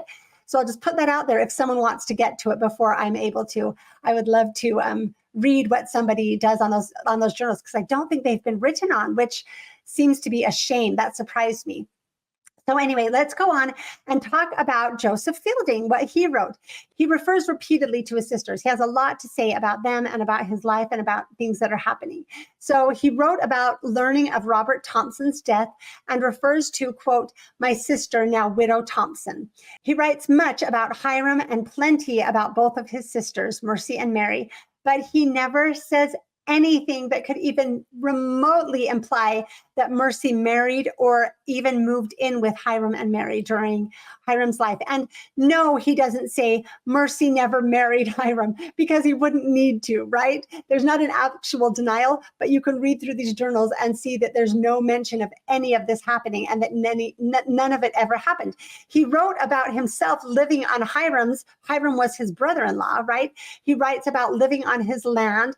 And he writes extensively about the plot by the Expositor gang, then about the martyrdom and much else. But again, nothing about Mercy marrying Hyrum or moving in with them or mourning his death, nothing about any of that you could ever believe that Mercy was his wife. Right, he does write of her when he's writing about the Nauvoo Temple. He says, quote, my sister Mercy R. Thompson is regularly employed there washing, etc., who he had referred to as Widow Thompson, right? Mercy R. Thompson is Widow Thompson. Writing of a time later in 1846 or 1847, he says, my two sisters, Smith and Thompson, and myself with our families had just gotten over the Mississippi River with all our goods. So as I said, he writes a lot about Mercy, calls her either Widow Thompson or Mrs. Thompson or Sister Thompson throughout. And it's really interesting because he refers to her as a widow. And then only after Hyrum's death does he say, my two widowed sisters. That doesn't mean that they are both Hyrum's widows. It means that now both of his sisters have been widowed, because Mercy was widowed earlier and then Mary was widowed later. Anyway, I think that this is a really interesting source that helps us see. We always say we have no journals from this time period. Well, we found one of the brother of the supposed plural wife of Mercy, who seemed to be intimately involved with their lives and know much. He lived on Hyrum's property when Mercy would have been living in the home, and says nothing about it. One other thing I find interesting in this journal, what I find most interesting about it, you can read his journey through polygamy. He seems to have known about and believed in polygamy quite early on, and he had no objection to it, right? So you also can't say that he was kept out of the loop, that because he became a polygamist quite early on. So we'll go back now to Mercy's autobiography. She shares this testimony at the end, which again, I think we should pay attention to. I know I have not followed cunningly devised fables. I know, too, that if I had not embraced the gospel as revealed to Joseph Smith the prophet in these last days, and endeavored to live up to the requirements of the law of God, I could never be permitted to dwell in the presence of God in his celestial kingdom. Now, that's really interesting. I agree with her about the gospel as revealed to Joseph Smith, but when she talks about the requirements of the law of God that are required to dwell in his presence, that's talking about polygamy, right? That's like we've talked about. Section 132 always talks about the law. And that's what they mean by that. This is a very interesting testimony, since, again, Mercy never seems to have actually supported polygamy and doesn't seem to have actually lived it. I will point out just on the fly also, remember that when we claim that Hyrum married both of these two sisters, while the polygamists tried to point to the Old Testament to justify polygamy, there is an absolute prohibition, even in polygamy, against marrying sisters. So you can't have it both ways, polygamists. You can't have it both ways. You've got to decide, are you using the Old Testament or are you not? Because this doesn't work. But back to this topic, it is very interesting that Mercy would claim to give her testimony of the principle of plural marriage and being so glad that she lived up to it and believing it was required to be in the presence of God, because she actually wouldn't qualify for the blessings of polygamy as they were understood at the time. First of all, she was only sealed to her husband, Robert Thompson, who wasn't sealed to any other women, right? So her eternal polygamy at this point is not happening. Well, at any point, unless someone starts giving him wives at some point. But she wasn't an eternal polygamist. Also, it's interesting to look at her actual lived experience with polygamy. So she was sealed for time to John Taylor in 1846 in the Temple, but she almost immediately divorced him and then monogamously married a man named James Lawson in 1847. Interestingly, while she was very happy to talk about her marriage to Hyrum Smith and living with him literally as a wife and all of those things, she was very happy to talk about that. When they started to ask about her other marriages and divorces, she clammed up and did not want to talk about it at all, which I find really interesting. But it appears that not only did she not stay with John Taylor, she also did not stay with James Lawson. He ended up taking plural wives, and she was not one of them. In the 1850 census, she is still listed as Mercy Thompson. She never took another last name, and she is listed with her daughter, Mary, next to her brother, Joseph Fielding. So she seems to be living either near or with him in Iron County, which is not where James Lawson was living. Her daughter married a man named David Taylor, no relation to John Taylor, the president, her ex-husband now. She married David Taylor in 1859, and beginning with the 1860 census, Mercy is recorded as living with them, with her daughter and son-in-law. David died in 1871, and Mercy continued to live with her daughter Mary until her death in 1893, the year after she testified in the Temple Lot case. So she was apparently never actually willing to live in polygamy. And in addition, in her letters to her sister Mary, she seems to disapprove and think that her brother Joseph Fielding's polygamy is distasteful. She refers to his wives not as his wives, but as his women, right? So So again, Mercy is a complicated figure. She's not an eternal polygamist. She's not considered an eternal wife with Hyrum Smith. And these are the two wives that the church gives to Hyrum. But let's look at the rest of Mercy's sources. We'll go over those quickly.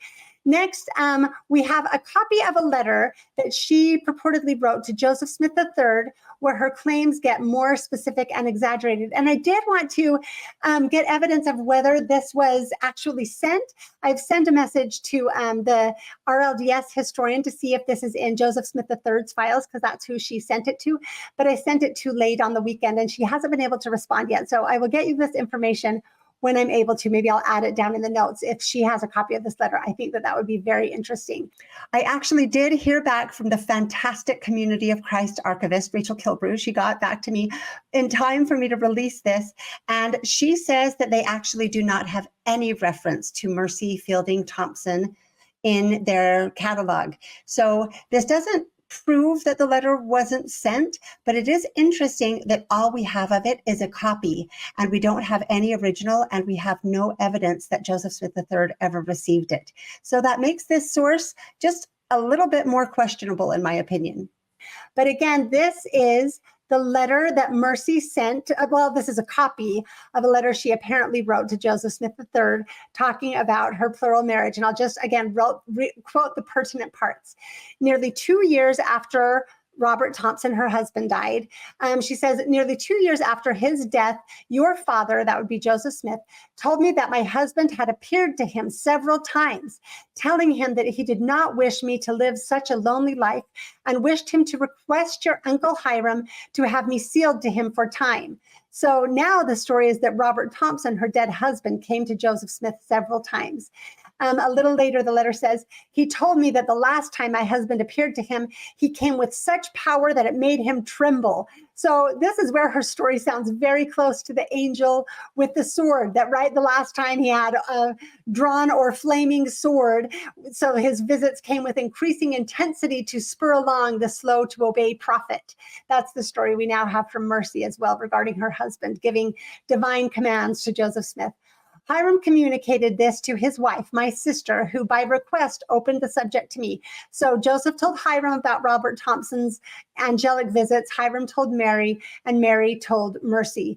And then I'm quoting again, your father sealed me to your uncle Hyrum for time in my sister's room with a covenant to deliver me up in the morning of the resurrection to Robert Blaskill Thompson with whatever offspring should be the result of that union. So again, Hyrum's going to deliver up Mercy to her proper, I guess I was going to say owner, but I guess we could say partner, right?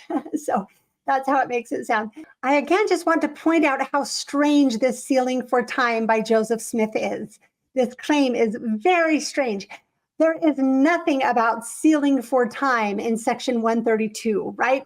Well, I mean, not to mention the fact that all of the plural wives are supposed to be virgins. That was a really important part, or they would be destroyed, right?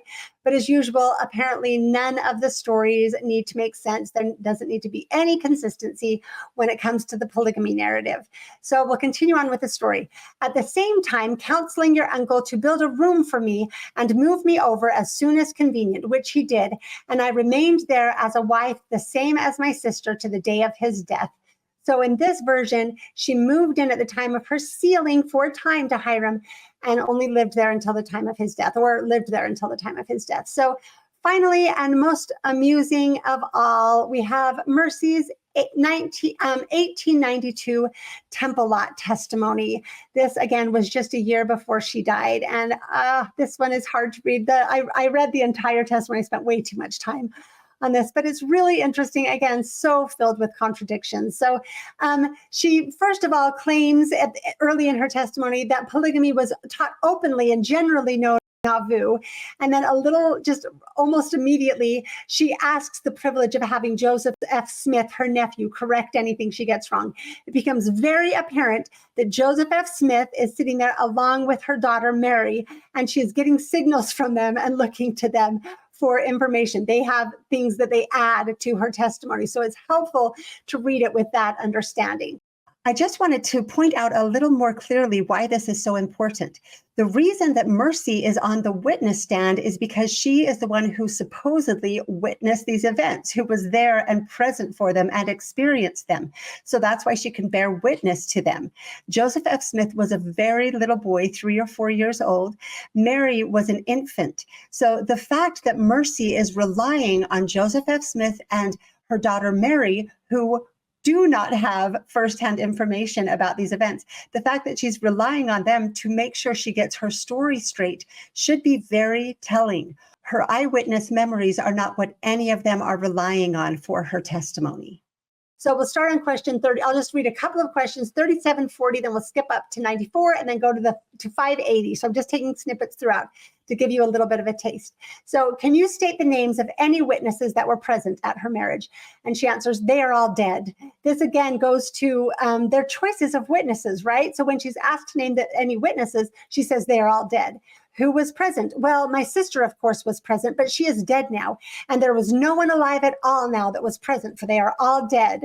So again, how are they choosing their witnesses to attach to these marriages? So, and that was the direct examination. This is now the cross-examination. That was with the friendly attorney. This is the cross-examination that I'll start reading. This is question 94. Yes, with whom did you live or reside after the death of your husband? So this is when she became a widow. I lived with my sister after her husband was martyred. So in this one, she claims that she moved in with Mary after Hyrum's death. But now we'll go ahead and go forward to question 580, because this is where it gets really interesting. So I'll read quite a bit from here on out. Did Hyrum Smith have any other wife at the time that you were his wife? Not at the time you married him, while you were married him, at any time while you were married him.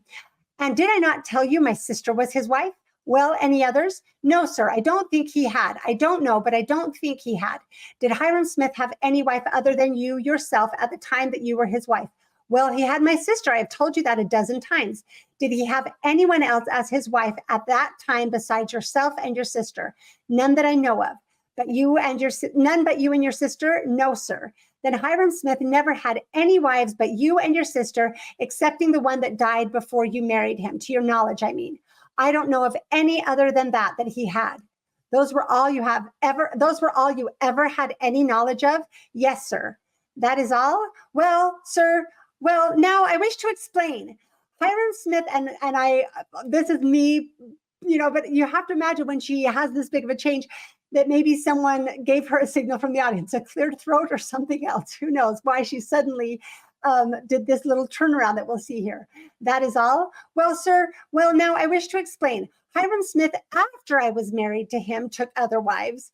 Well, why did you not state that at the time I asked you the question? Well, at the time you asked me the question, I understood that you referred to the time that I was married to him and whether he had any other wives at that time beside myself and my sister.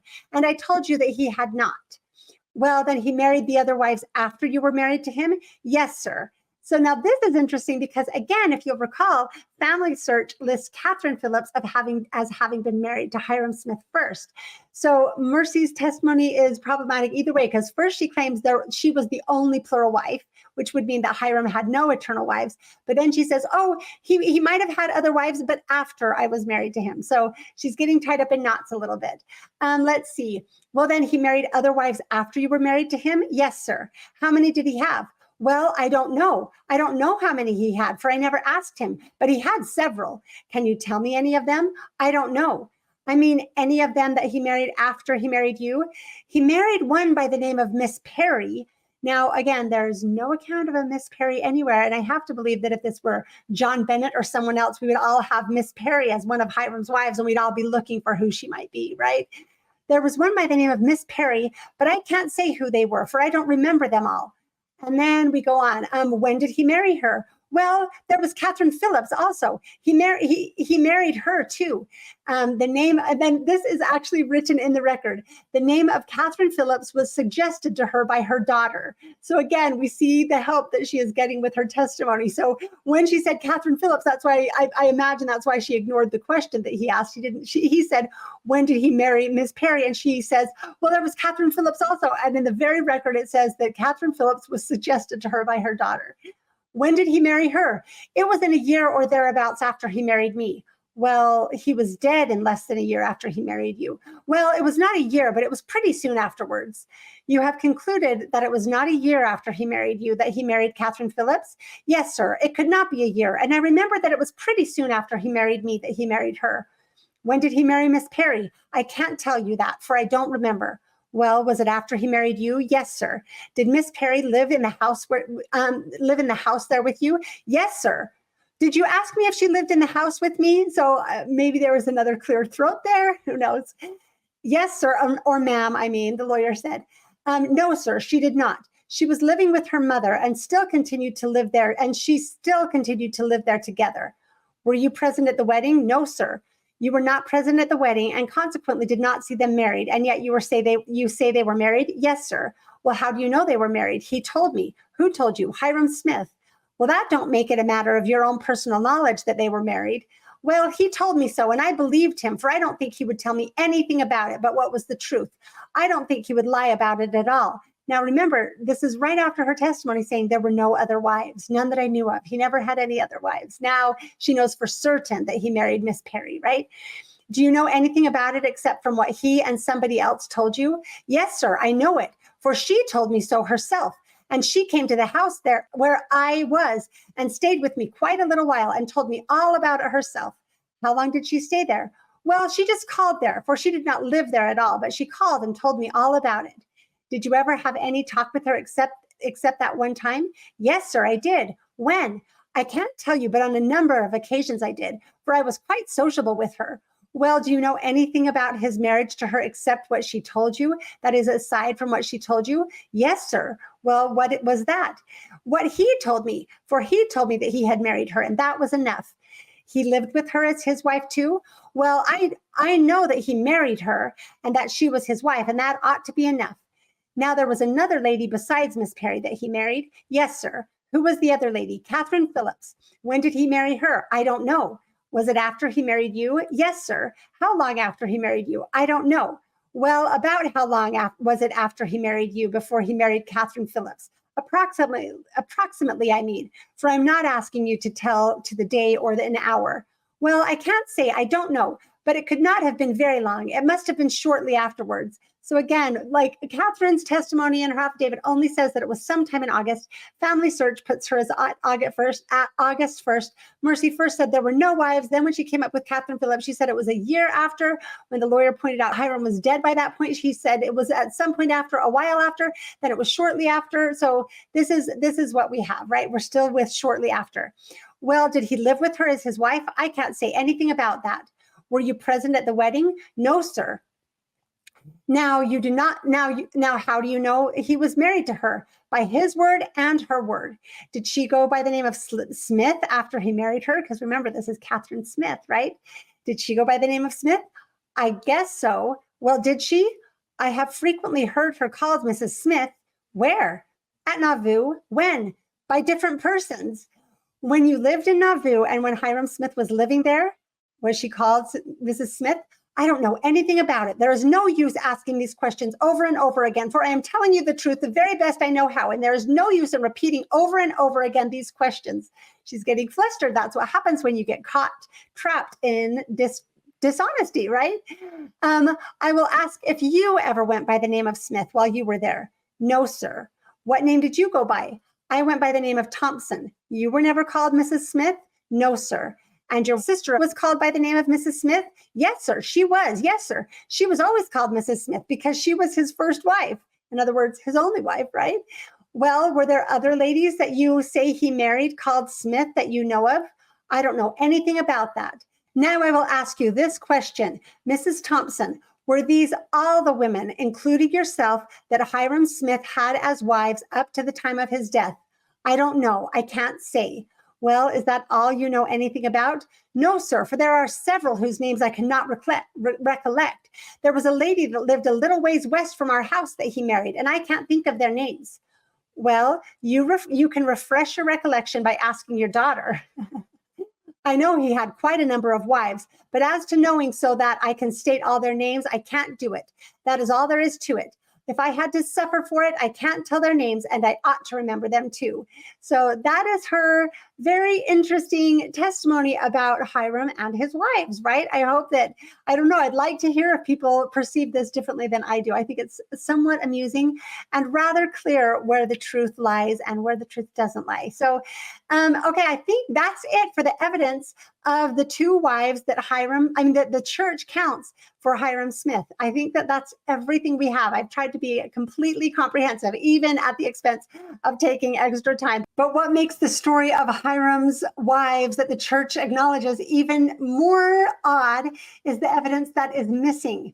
The two women the church claims as Hyrum's plural wives were the only two possible wives that were not sealed to him in the Nauvoo temple. Isn't that interesting?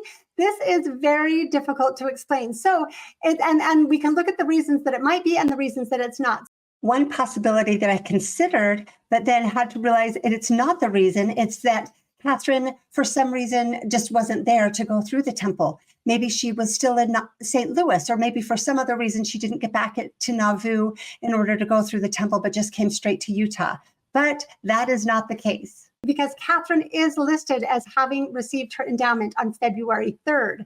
So she isn't absent from the records of the Nauvoo temple ordinances, despite saying she moved to St. Louis with her mother. If it's the same woman, she apparently moved back to Nauvoo and was able to go through the temple.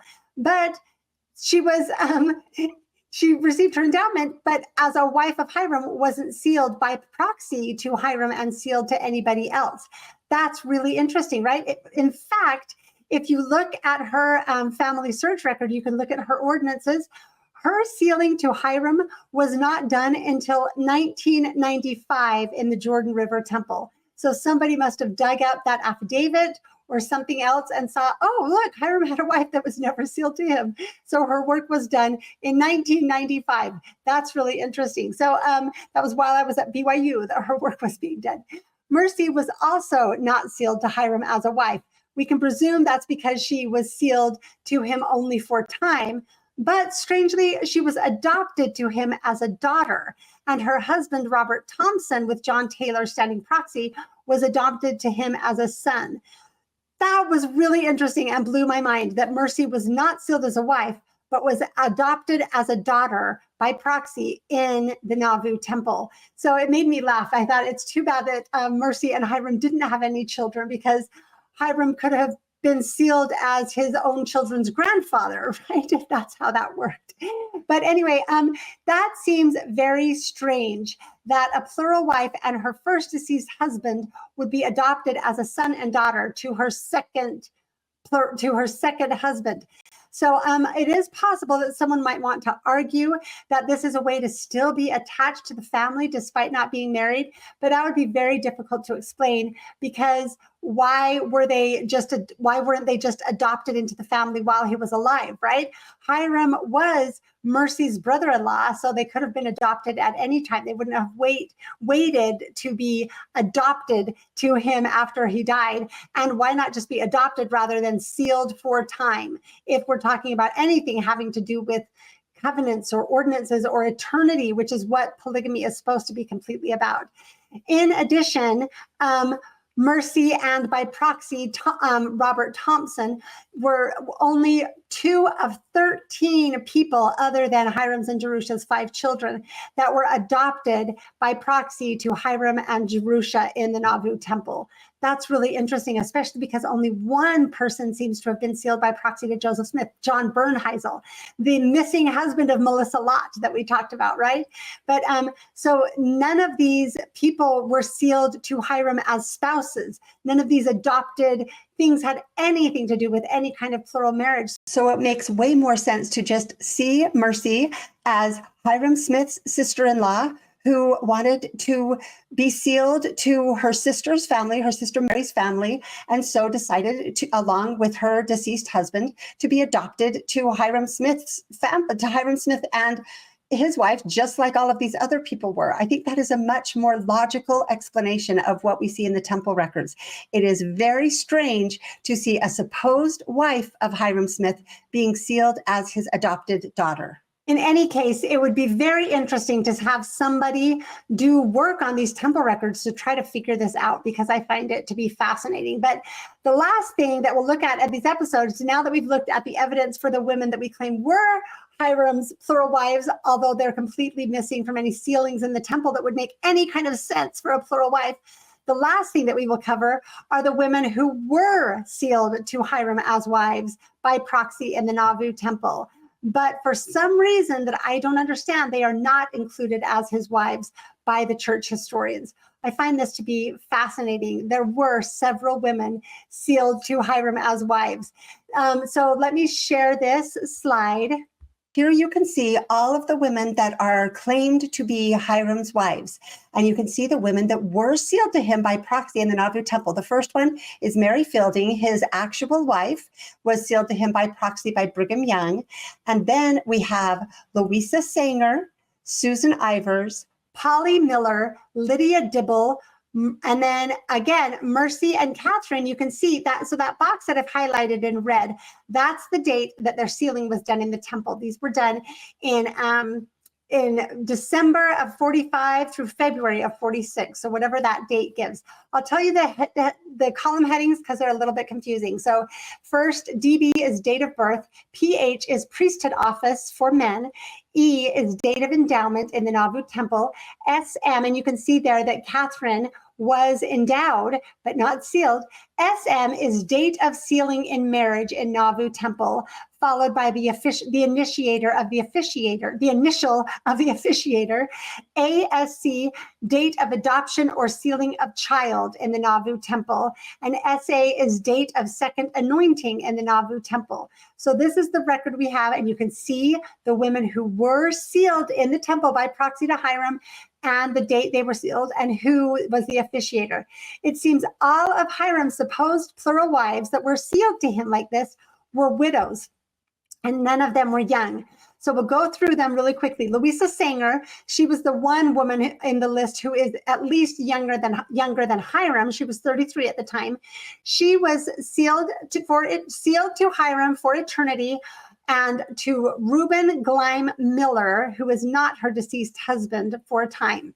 She was one of three wives sealed to Reuben G. Miller, along with Rhoda Ann Letts, who was his actual wife, and then his one eternal plural wife, Horace Burnham, because again, he was sealed to Louisa only for time. So we do see that these sealings for time were happening. That's in the temple. So she was sealed to Hyrum for eternity and to this guy for time. I'm not sure why she's not counted as Hyram's plural wife. In Nauvoo, Lyndon Cook compiled a list in his book that's called Nauvoo Marriages Proxy Sealings, that lists all of the marriages and sealings that were happening in Nauvoo. And he lists her as having been sealed to Hyrum in 1843. I don't think he gives a date, and I have no idea what evidence there is to support that. But yet she's included as Hyram's wife in his book. Yet the church historians don't count her. I find that really interesting. Then we'll go to the next wife. That's Louisa. Louisa didn't come west when her husband for a time, Reuben Miller, and his other wives and children came to Utah. When they eventually did, they first followed, I think, Strang, and then eventually came to Utah, and where he took several more wives. But that shouldn't be a reason that she's not included, because women not coming to Utah never has made them not be counted as Joseph's plural wives, right? So it seems to me that we count several of Joseph Smith's plural wives with far less evidence to support them than we have for Louisa Sanger being Hyram's plural wife. So it makes me curious what the requirement is, what the criteria is to determine a plural wife. But next on our list, we have 56-year-old Susan Ivers. She was 56 at the time. She was sealed to Edward Tuttle for time and Hyrum Smith for eternity. So Edward was only sealed to his actual wife, Catherine, for eternity, and Susan for time in the Nauvoo temple. Susan also didn't come west, but went to live with her daughter in St. Louis, and there is no record anywhere of her actually being married to Hyrum. But she was sealed in the temple by proxy. Then next on our list is 54-year-old Polly Miller. I wondered if this could maybe be Mercy's Miss Perry that she talked about, although that doesn't make any sense because she was actually 16 years older than Mercy, and she was a widow, not a miss. So it seems very strange that that would be it. I bet, that was my best guess. But again, it is universally agreed that she was never sealed to Hyrum during his lifetime. So we have to wonder what Mercy might have been talking about, or where she might have even gotten that information, if she was trying to say Miss Polly for Miss Perry and she was a Mrs. Anyway, I have no idea. But I'll go to her sealing for time in the temple. She was one of 10 women sealed to Samuel Bent while in the Nauvoo temple. He died very soon after, in August of that year, but she apparently still came to Utah in 1849 and died soon after. And she is sealed to Hyrum, but not included as a plural wife. And then finally, last on our list, we have Lydia Dibble Granger. She was a 55-year-old widow of Oliver Granger. And we need to talk about this a little bit because Oliver Granger had served very faithfully in many large responsibilities in the church, including serving multiple missions, being a high priest and a member of the High Council in Kirtland, repeatedly serving as Joseph Smith's trusted financial representative to settle his affairs. And finally, he was appointed to preside over the entire church in Kirtland until his death in August 1841. So we have to wonder why his widow and their 8 children wouldn't be sealed to him, why she would instead be sealed to Hyrum. Cook also lists her as being sealed as a plural wife to Hyrum in 1843. Again, I have no idea what evidence there is for that, to claim that Hyrum was marrying these widows in their 50s, that he was doing that in Nauvoo, but that's what the claim is. And she was, let me see if I can get to that slide. She was one of at least 16 women sealed by proxy to John Taylor in the Nauvoo temple, but she was the only one sealed just 4 times. There are more than are on this slide. This is just all that I could fit on the slide. She came to Utah in 1851, and she actually served as the first Relief Society president of the Salt Lake 15th Ward and died in 1861. So I will point out that some sources in the church have counted Lydia as a wife. You can see that right down there, that in her biography in the Church Historians Press, they say that she was sealed to Hyrum. But that isn't on the more recent, that isn't in the more recent versions. And so she is now not, I guess she's been divorced from Hyrum, or at least excluded as his wife. And again, I'm not sure why.